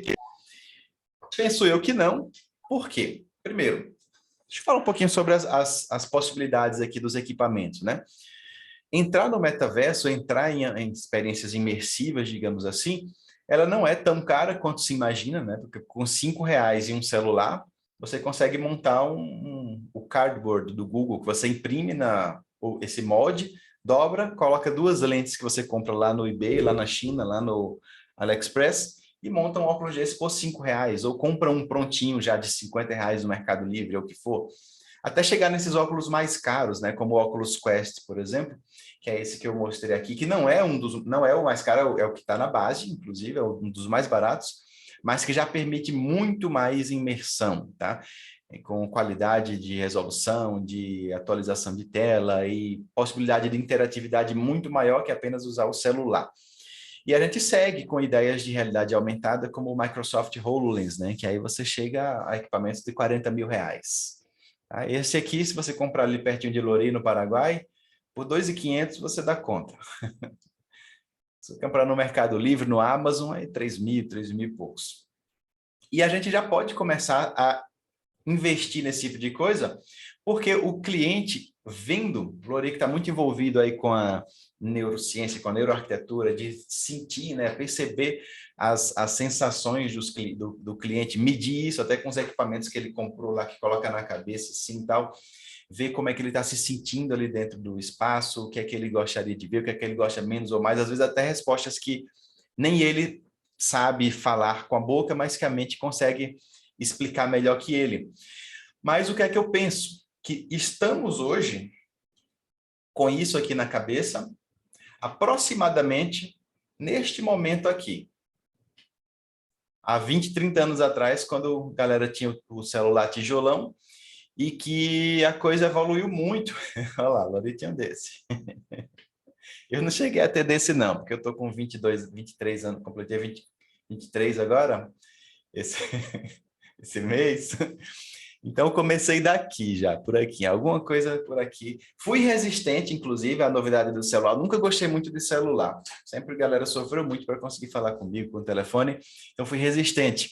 Mas de lá para cá, dos anos 90, 80 e principalmente dos anos 2005, 2010 para cá, a coisa evoluiu demais, né? Qualquer celular hoje que a gente tenha é muito mais poderoso que os meus computadores top de linha que eu tinha no meu escritório que trabalhava com render, que eu precisava fazer coisas mega avançadas. Você compra um celular Android aí de R$ 1.500, ele é muito melhor do que o computador que eu comprava lá atrás de 5, 6, 10 mil reais para renderizar e era o top de linha, tá? Falando de Core 2 Duo, com 4 GB de RAM, com um monitor de 19 polegadas, e aí vai. Hoje é o mais fraquinho que você tem, é isso que eu tinha lá para trabalhar com o que tinha mais de avançado, que era trabalhar com render naquele tempo. Então, a gente vai evoluir muito até isso, de fato, ser uma tecnologia para ser vendida como se espera, né? O Meta, como se espera Zuckerberg. Até evoluir no momento que a gente vai estar andando com óculos comuns mesmo, ou lentes de aumento que vão...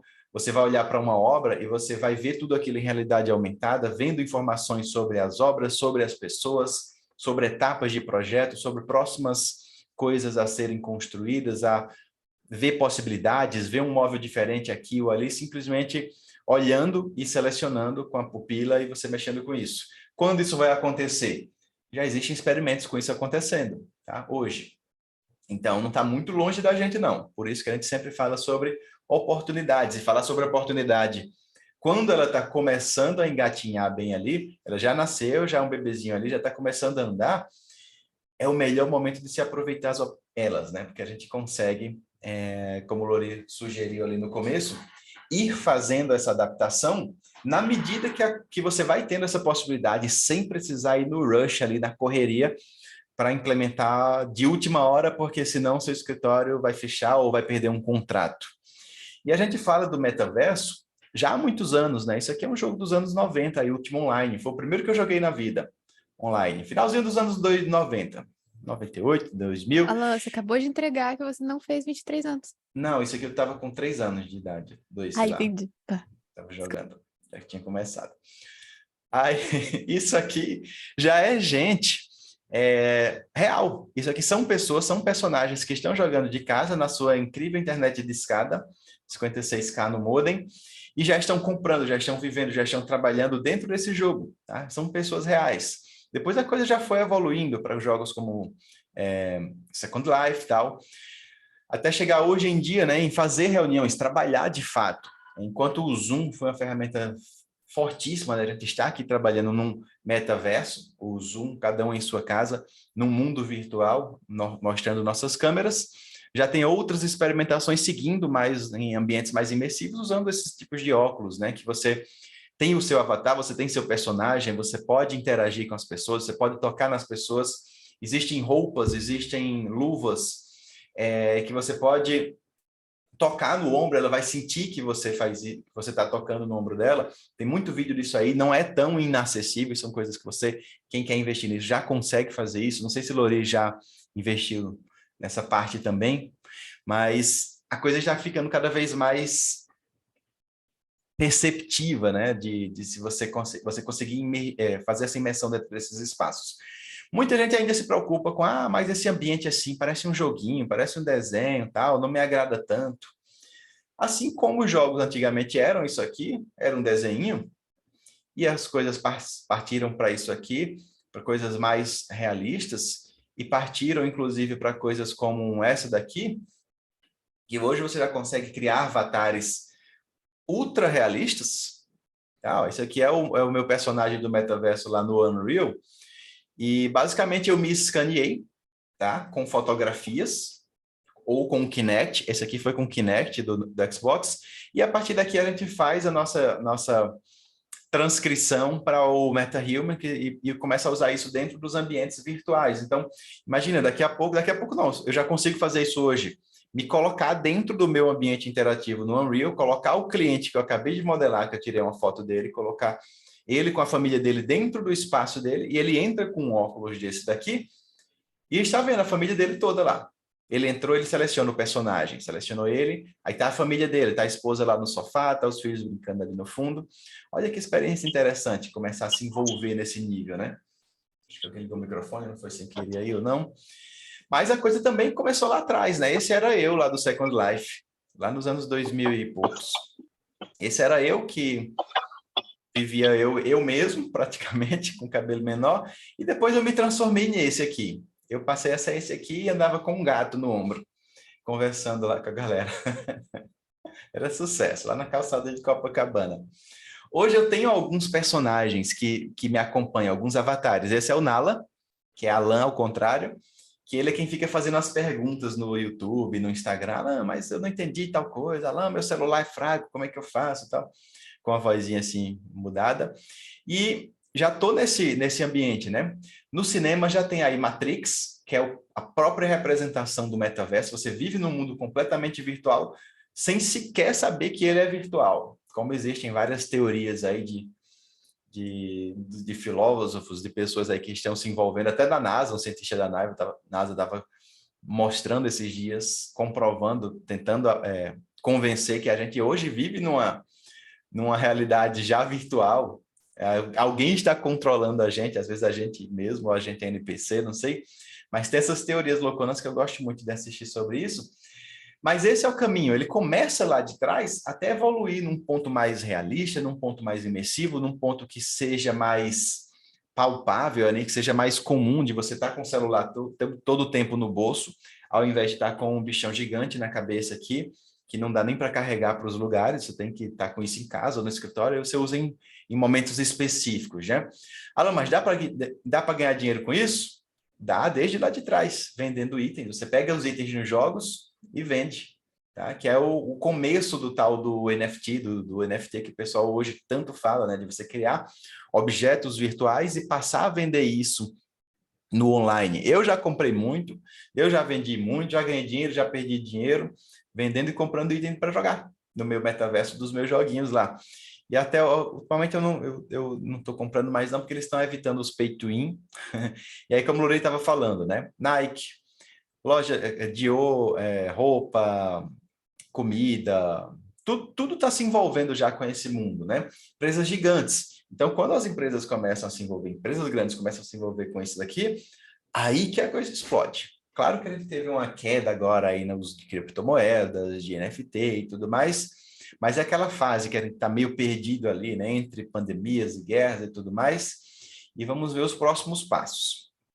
Coca-Cola, cinema se misturando com jogo, show se misturando com jogo, a coisa já acontecendo nos nossos ambientes virtuais. E aí você pergunta, beleza, Alan, você está falando de avatar, está falando de mundo virtual, está falando de Instagram, de experiências, isso tudo é para a gente começar a entender que a gente já vive um metaverso, uma iniciação deles, digamos assim, e que essa mudança não vai ser tão repentina, não vai ser tão tchá, como muita gente acha que vai ser, né? Um dia está no real, outro dia está no virtual. A coisa já está acontecendo há muitos anos, e agora os próximos passos é a gente ver a evolução exponencial da coisa toda, de que a gente vai ver, de fato, uma revolução gigantesca aí na tecnologia, né? No BIM, no metaverso. E onde que a gente vai poder começar a se envolver, né? A gente sabe que lá atrás, a gente podia desenhar na pedra, nos instrumentos, depois surgiu o CAD, né? Para a ferramenta do computador, o próprio computador que veio para facilitar toda a nossa vida.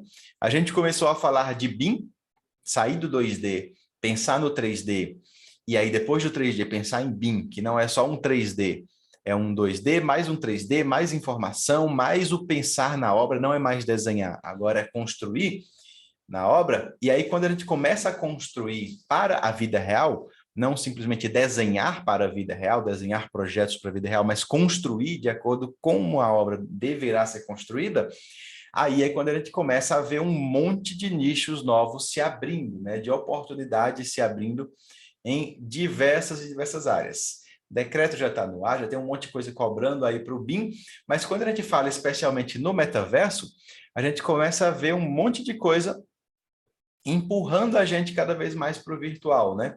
Quantas vezes vocês já escutaram aí? Ah, eu comecei a arquitetura porque eu gostava de jogar The Sims. Olha o The Sims aqui, ó. O que é que a gente faz? A gente controla um bonequinho, e nesse bonequinho a gente faz as paredes, a gente sobe os armários, a gente coloca a mesa, coloca a cadeira, coloca tudo que vai colocar nesse joguinho aqui. E quem que será que modelou essas coisas, essas cadeiras, esses pianos, essas camas, esses armários, essas esquadrias, tá? Ok, pode ter sido um modelador qualquer que não tem nada a ver com arquitetura, mas imagina se a gente começa, nós entendedores, né, do design, da arquitetura, dos espaços, de como ele influencia na mente da gente, a gente começa a trazer isso de maneira mais avançada para dentro dos nossos espaços virtuais. Então, de cara, ele já tem uma gigantesca oportunidade aí. Criação de espaços virtuais para os nossos clientes que estão começando a desenvolver os seus próprios metaversos, seus próprios espaços, seus próprios ambientes urbanos e casas e quartos e salas. Nesses dois jogos aqui, a coisa já evoluiu bastante. Quanto desse The Sims aqui, lá dos 2000, aqui já é um pouquinho mais para frente, o Resident Evil, o Assassin's Creed, que existem filmes, que existem livros falando sobre isso daí, e que existem equipes inteiras de arquitetos trabalhando com esses jogos. Tá? Então, aqui existe toda uma ambientação em uma cidade existente no passado, que a gente começa a ter que ter essa noção mais precisa se a gente, de fato, quer fazer um jogo, como a gente fala, né? Um jogo de alto impacto, não aqueles joguinhos de celular, aquela coisa mais simples, mas aquele jogo realmente que tem uma diferença maior, de grandes empresas. Então, a gente começa a visualizar isso de maneira muito mais aproximada do que a gente entende aqui na vida real. Outros joguinhos aqui do passado, né? O Need for Speed, os The Sims, que a gente se envolve mais com o urbano para criar zonas na cidade, áreas industriais, áreas residenciais e tudo mais. Então, olha só, imagina você começar a criar cidades pensando no planejamento urbano, pensando no plano diretor, pensando em tudo que vai envolver o crescimento da cidade, simular coisas da cidade aqui dentro. Então, a gente continua falando de mais oportunidades que não existiam antes, que agora a gente começa a falar exclusivamente de projetar para um mundo virtual, ou projetar no mundo virtual, pensando em solucionar coisas no mundo real. E aí a gente começa a visualizar um monte de empresas surgindo para modelar blocos, para modelar famílias, para Revit, para ArchiCAD, para softwares BIM de uma maneira geral. Não só aquele bloquinho que a gente baixava no Sketch, que era bonitinho, que a gente acha bonita aquela cama desarrumada e joga lá no quarto. Mas uma geladeira da Electrolux, um ar-condicionado ali da Philips, da o que for lá, uma TV da Samsung, um celular, um iPhone, o que for, são objetos que têm uma ligação com o real, que você puxa dentro do projeto e ele já está especificando para você material, modelo, quando foi fabricado, valor, onde pode ser comprado, você já pode comprar aquilo ali online mesmo e já mandar entregar diretamente dentro da casa do seu cliente, tá? Então, essas ambientações dentro do BIM, essas ambientações dentro do metaverso, que você simplesmente com alguns cliques, você já faça essa encomenda e você possa testar isso. De repente, você está lá dentro do seu projeto, você está montando com o seu cliente, e aí tem uma biblioteca como essas aqui, qualquer uma dessas, aqui é ArcModels, aqui é a própria Marketplace do Unreal, e lá dentro você tem um monte de opção de sofá. E aí o cliente mesmo vai escolhendo e vai vendo o que é que ele acha mais interessante. Quem vai modelar esses sofás? Quem vai modelar essas cadeiras, essas estantes, esses mobiliários, né? O design todo? Quem vai pensar onde você pode colocar uma textura aqui, onde você vai fazer um jogo de volumetria? Oportunidades para a gente testar aí dentro do metaverso, tá? E a gente vai ainda além. Que tal a gente falar de BIM para patrimônio histórico? Tem se falado muito, olha aqui o HBIM. Isso foi um projeto que a gente fez há um tempo atrás, é a Prefeitura de Natal, aqui. Então, também pode ser criado, pode ser utilizado tanto para o designer de interiores, como para o arquiteto, como para o urbanista, que quer trabalhar com patrimônio histórico, e imagina você viver em qualquer tempo, tá? Você viajar aí, Lori, lá em Cascavel. Cascavel é uma cidade recente, né? Acho que tem o quê? Uns 60, 70 anos. Mas você vem aqui em João Pessoa, que tem 500 anos, vai em outra cidade aí da Europa, que vai numa cidade antiga, aí você quer vivenciar várias épocas, vários tempos históricos com arquiteturas diferentes, não só arquitetura, mas como o espaço era organizado naquele tempo, como o mobiliário evoluiu naquele tempo também, como vocês usavam móveis de um jeito ou de outro, enfim. Então, espaço para pensar já cria, se a gente for pensar só no BIM voltado para o patrimônio histórico, se a gente for subnichar só a parte de mobiliário, a gente já tem trabalho infinito para alguém de vocês que quiser começar a se envolver nisso. Seja em questões mais científicas de pesquisa, seja em questões realmente de colocar a mão na massa e modelar e jogar aquilo para vender numa loja virtual, você colocar aquilo no seu projeto, que alguém vai querer viver, sei lá, quer relembrar, quer vivenciar como o avô dele, o bisavô dele viveu lá no tempo da Segunda Guerra, ou lá num tempo antigo, ou uma pessoa qualquer aí viveu há 1000 anos e ele quer o ambiente do metaverso dele estar lá dentro. Então, a gente aqui está falando sobre ideias, coisas para abrir a mente de vocês de oportunidades que vocês podem estar trabalhando nisso, né? E eu até trouxe isso daqui porque uma pergunta que uma professora, a gente estava numa banca de mestrado e uma professora estava comentando sobre isso, né? Será que o metaverso, será que ele não vem para atrapalhar, para quebrar o nosso convívio real? Será que ele não vai, na verdade, tornar obsoleto o arquiteto, o urbanista, o design de interiores, já que a gente não vai estar mais projetando o real e pensar no espaço virtual? Isso tira alguns pensamentos de entendimento de norma, de leis físicas, de entendimento de espaço. E aí a minha resposta para ela é que sim, muito disso vai sumir. Muito disso já vai sumir completamente. Muito do que a gente faz, do nosso trabalho como arquiteto e engenheiro hoje, como ele acontece, isso vai desaparecer e vocês já estão sentindo isso há alguns anos. Muita gente que já estava com escritório grande está com menos projeto, a concorrência está muito maior, agora às vezes você está precisando brigar por preço, se você não conseguiu, de alguma forma, se adaptar ao mercado, entregar o que eles querem, não o que vocês acham mais fácil ou estavam acostumados, mas conseguir entender o que o mercado precisa e entregar exatamente aquilo para eles. Então, a gente vai precisar constantemente estar se adaptando, tá? Daqui a pouco a gente vai estar misturando, né, o real com o virtual. E projetar para o real vai estar interligado com um gêmeo digital, com o BIM, interligado também com o virtual. E, de repente, mover uma TV, girar uma câmera, mudar uma luz no virtual, também vai estar interligado com o real. Então, tudo isso são coisas que a gente começa a enxergar lá para frente, você já pode começar a surfar na onda agora, né? Eu comecei com BIM em 2005, com o Revit. Lá atrás, eu tinha um aluno na minha turma. Era uma pessoa que eu ia na casa da pessoa, andava 6 quilômetros para chegar na casa da minha primeira aluna, Mariane, para ensinar para ela Revit. Ela me pagava R$50 por mês. Eu estudava arquitetura e era um negoção para mim já, ganhar R$50 para ensinar. Não pagava nem o ônibus, galera, para você ter noção. E por isso eu não ia de ônibus, eu ia andando mesmo. Andava 6 quilômetros, eu chegava suadíssimo lá e fazia aula para ela. Foi minha primeira aluna de Revit.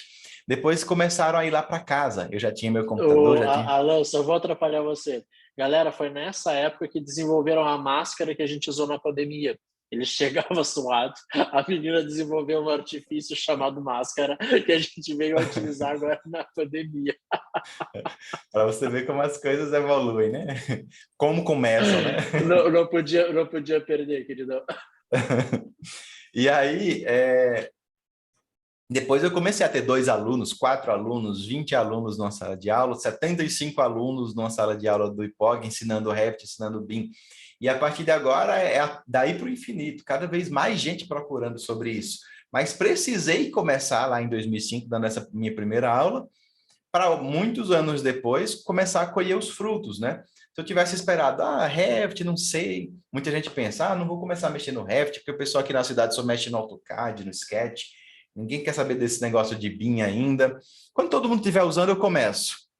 Aí, galera, o que é que acontece?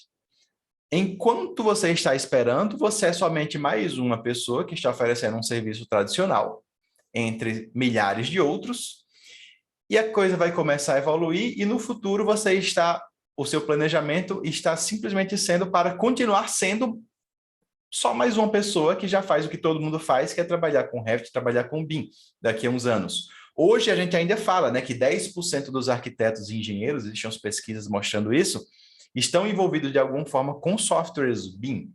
Tá? Então a gente ainda tem 90% de chance de sair na frente, de começar a investir na gente, nos nossos estudos, nas nossas pesquisas, no nosso escritório, para ainda sair na frente, por mais que vocês achem que a coisa já está atrasada. Se entrar, não, vocês ainda estão na frente de quase todo mundo.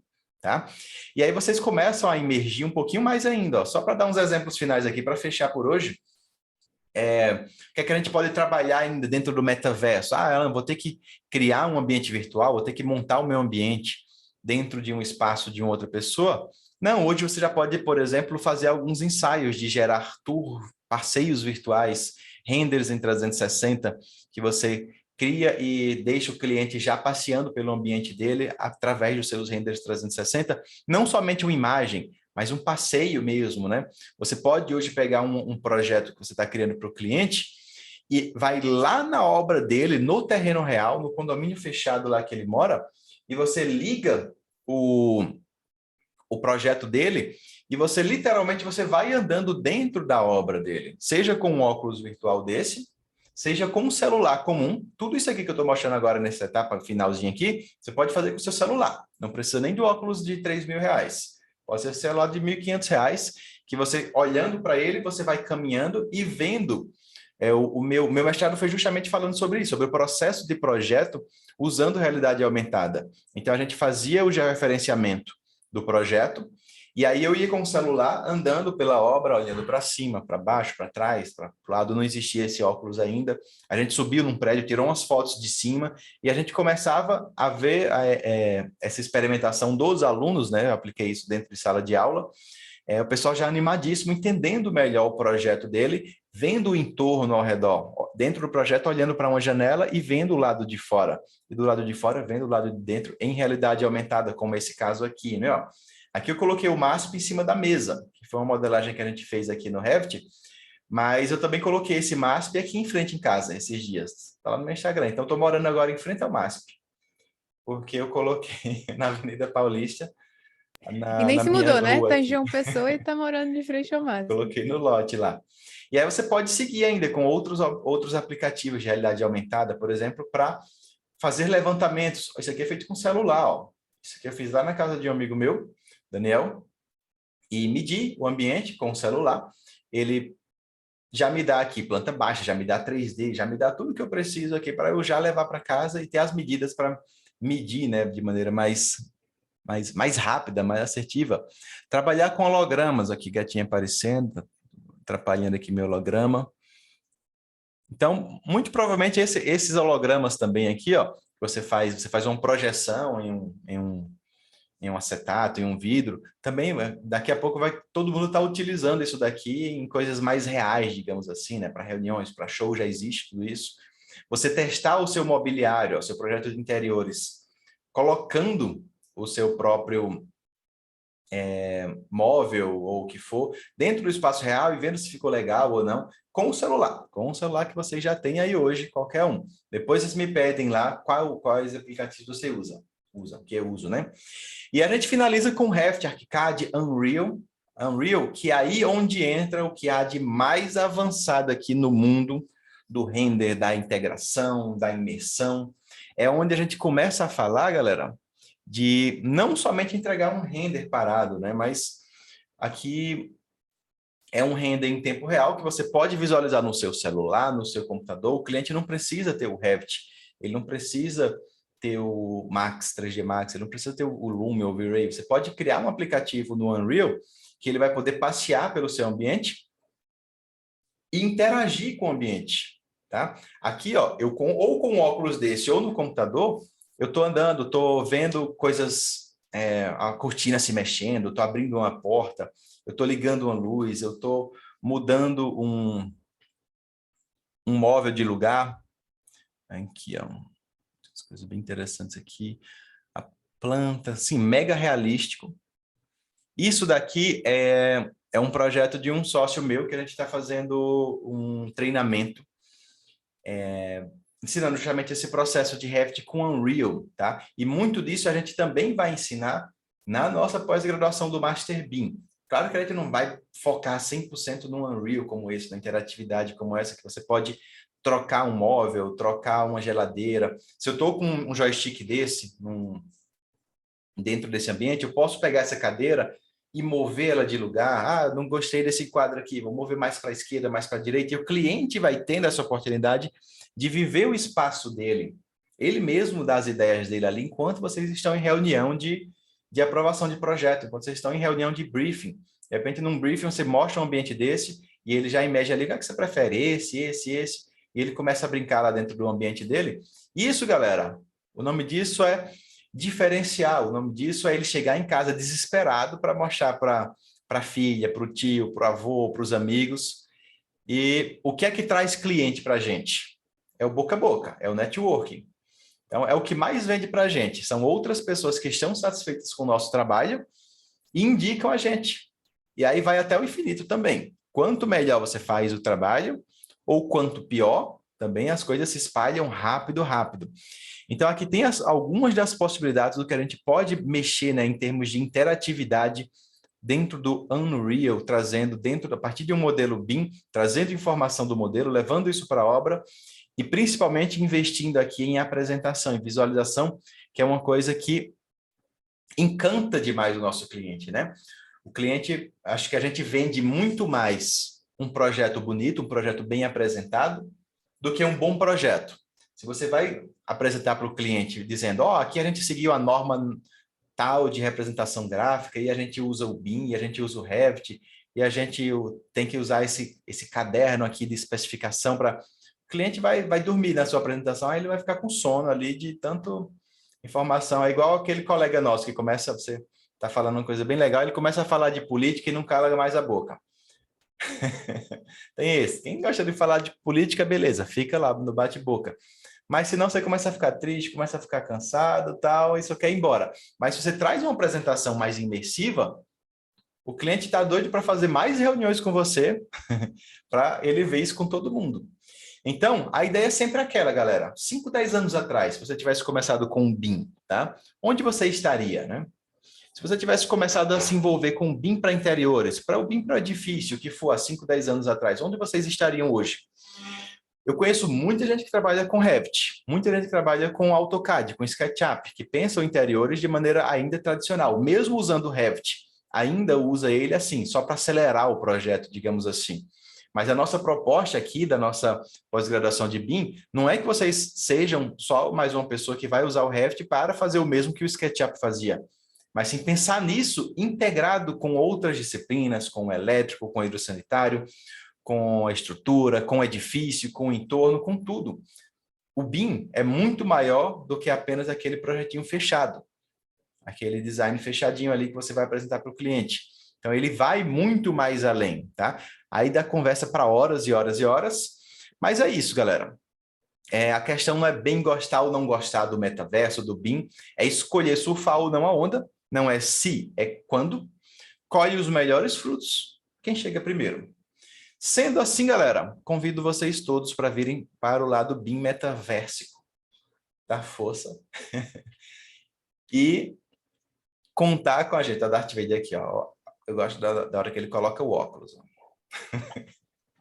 Ótimo. E contem com a gente, pessoal, nessa jornada, porque a gente está aqui justamente por vocês. Eu, Lori, Thailise, você tem acesso aos contatos da gente. Podem pesquisar, a gente está aí para ajudar, seja na pós-graduação, seja fora dela, mas estamos aqui por vocês. Muitíssimo obrigado a todos. Eu acho que o Lori está doido para falar alguma coisinha ali.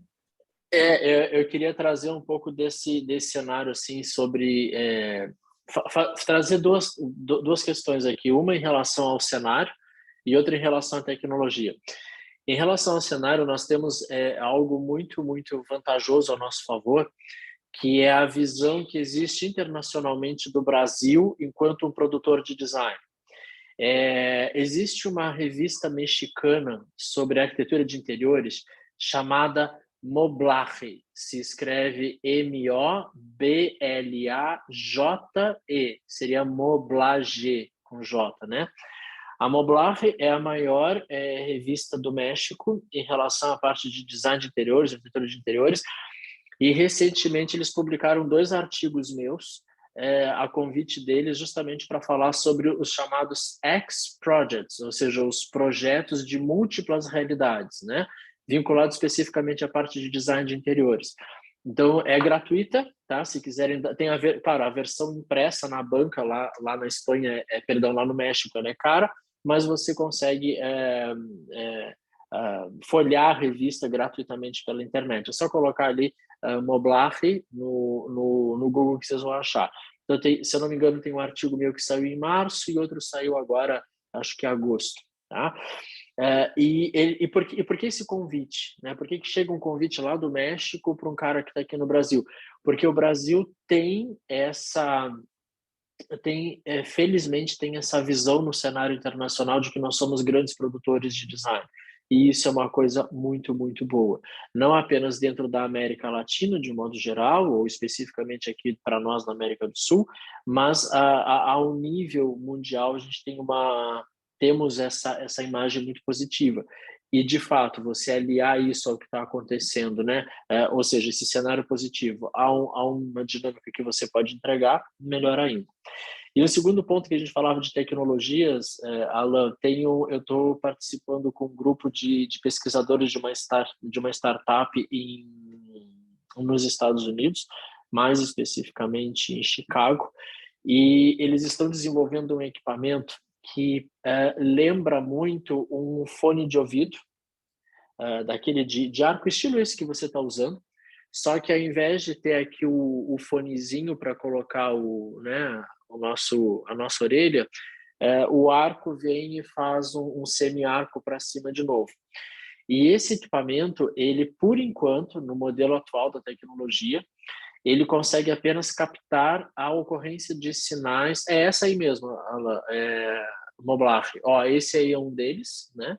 Neurociência aplicada ao universo do design de imobiliário, e depois tem um outro artigo que é sobre os X-Projects. Obrigado aí, queridão.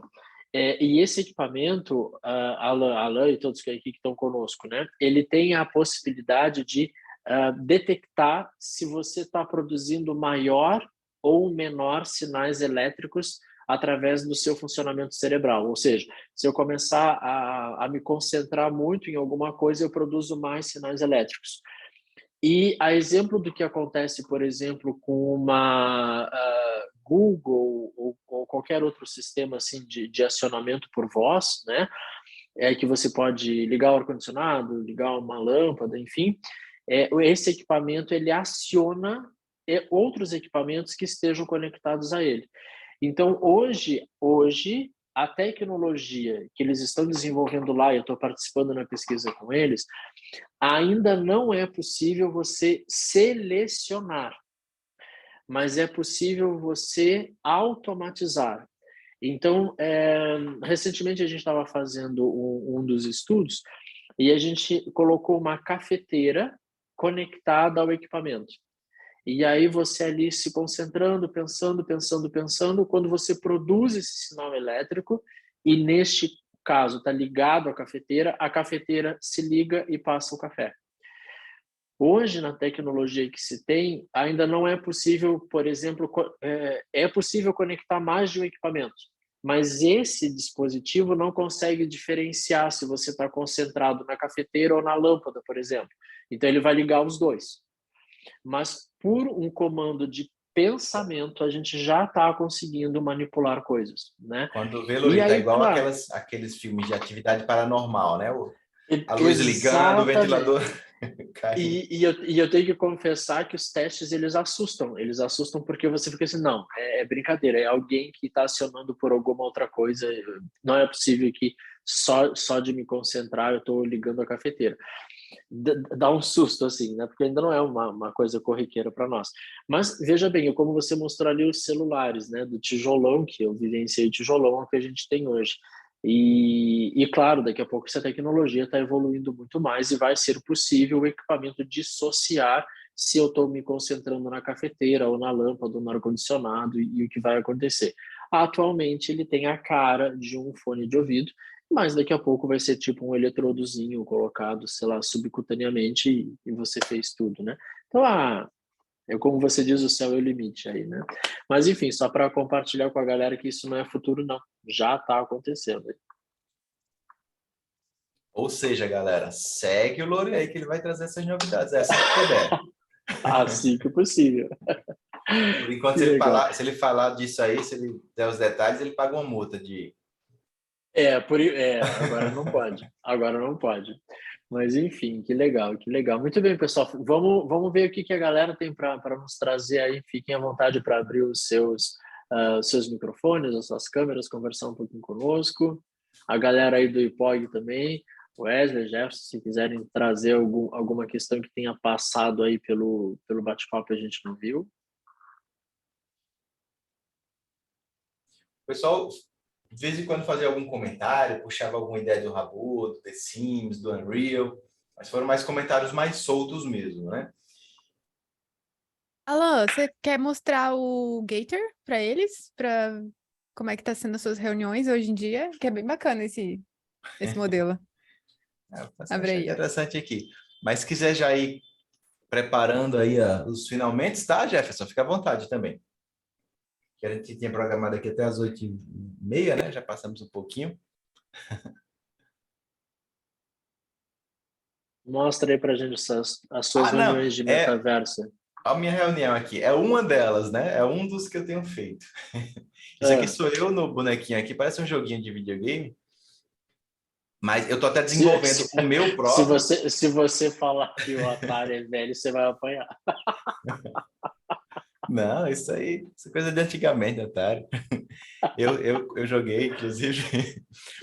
Ó, aí eu tô desenvolvendo, inclusive, o meu agora, mas eu acho muito interessante esse daqui, que ele nos permite entrar no metaversozinho ali 2D para conversar com as pessoas. Você pode criar grupos e as pessoas só se escutam quem estiver em uma mesa específica. Você pode palestrar para todo mundo e tocar música junto aqui, ó. Você pode tocar aqui o piano, tocar o violão, a harpa, jogar sudoku, enfim, entrar num site. Então, é um negócio mega avançado, apesar da aparência assim muito de joguinho.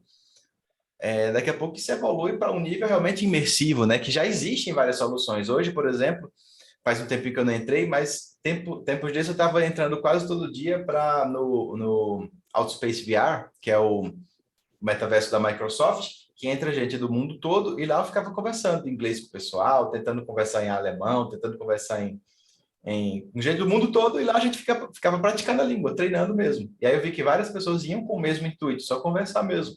E lá tem muita interatividade, você pode... eu até estou fazendo isso, eu estou orientando um TCC de um aluno agora, que a ideia dele é levar um projeto dele para dentro desse espaço lá e ver como que a coisa acontece, mais documental e tudo. Então, ele está levando o espaço dele para dentro do metaverso lá da Microsoft para que as pessoas possam entrar e se reunir dentro do espaço virtual dele. E aí vai. Isso a gente só se conhece online. A gente se reuniu lá no metaverso, online, e está tudo acontecendo lá. Nunca o vi presencialmente, digamos assim, ao vivo. Muito show, querido. Muito bem, galera. Tragam aí questionamentos, eu tenho certeza que não faltam aí nesse momento.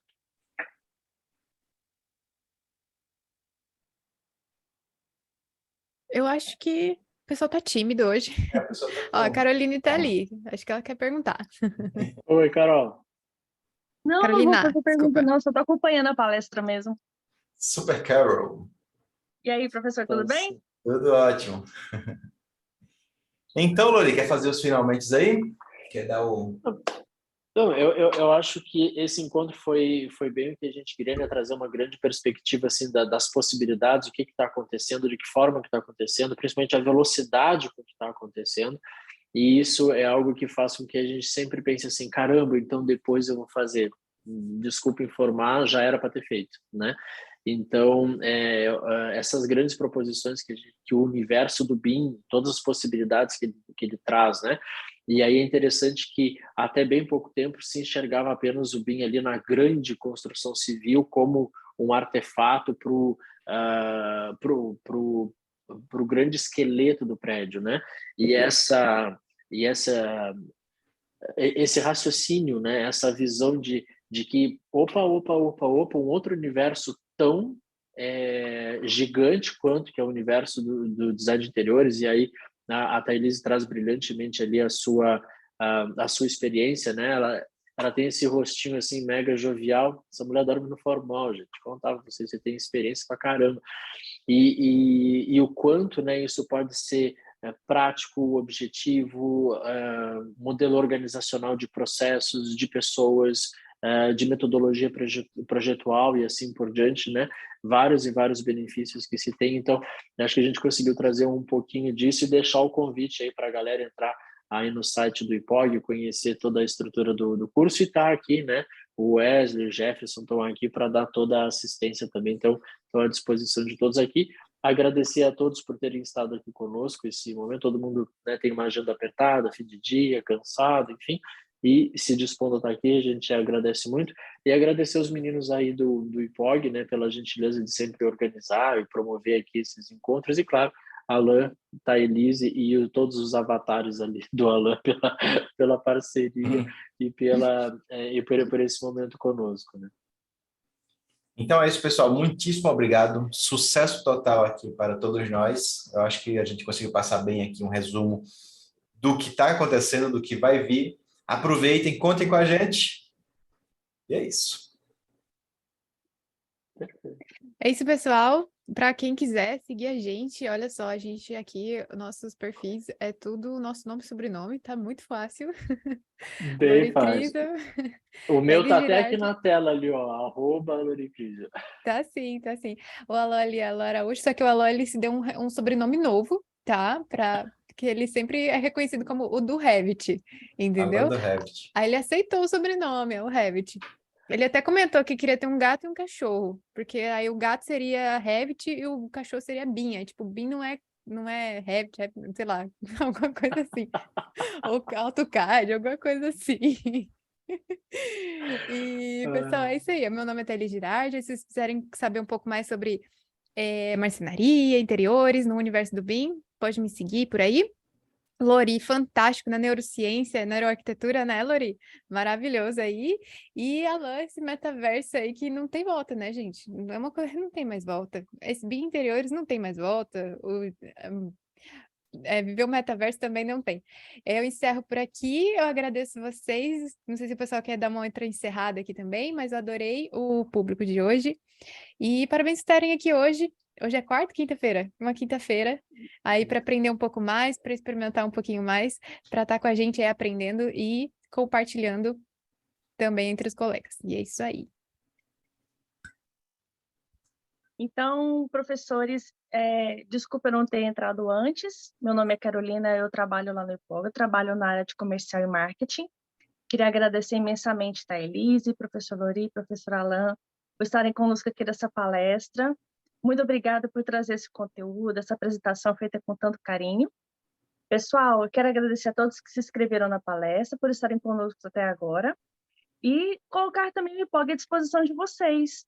O professor Lori, junto com a Alan e a Elise, estão com um curso muito legal, que é o BIM Projeto para Interiores. O pessoal vai entrar em contato depois para fazer divulgação. Quem quiser também entrar em contato conosco, nós temos o e-mail do IPOG, nós temos as redes sociais, temos o Instagram. Estamos sempre à disposição de vocês. Qualquer dúvida que vocês tenham, entrem em contato. E no mais, agradeço a participação de todos, tenham todos uma boa noite, fiquem com Deus e até a próxima.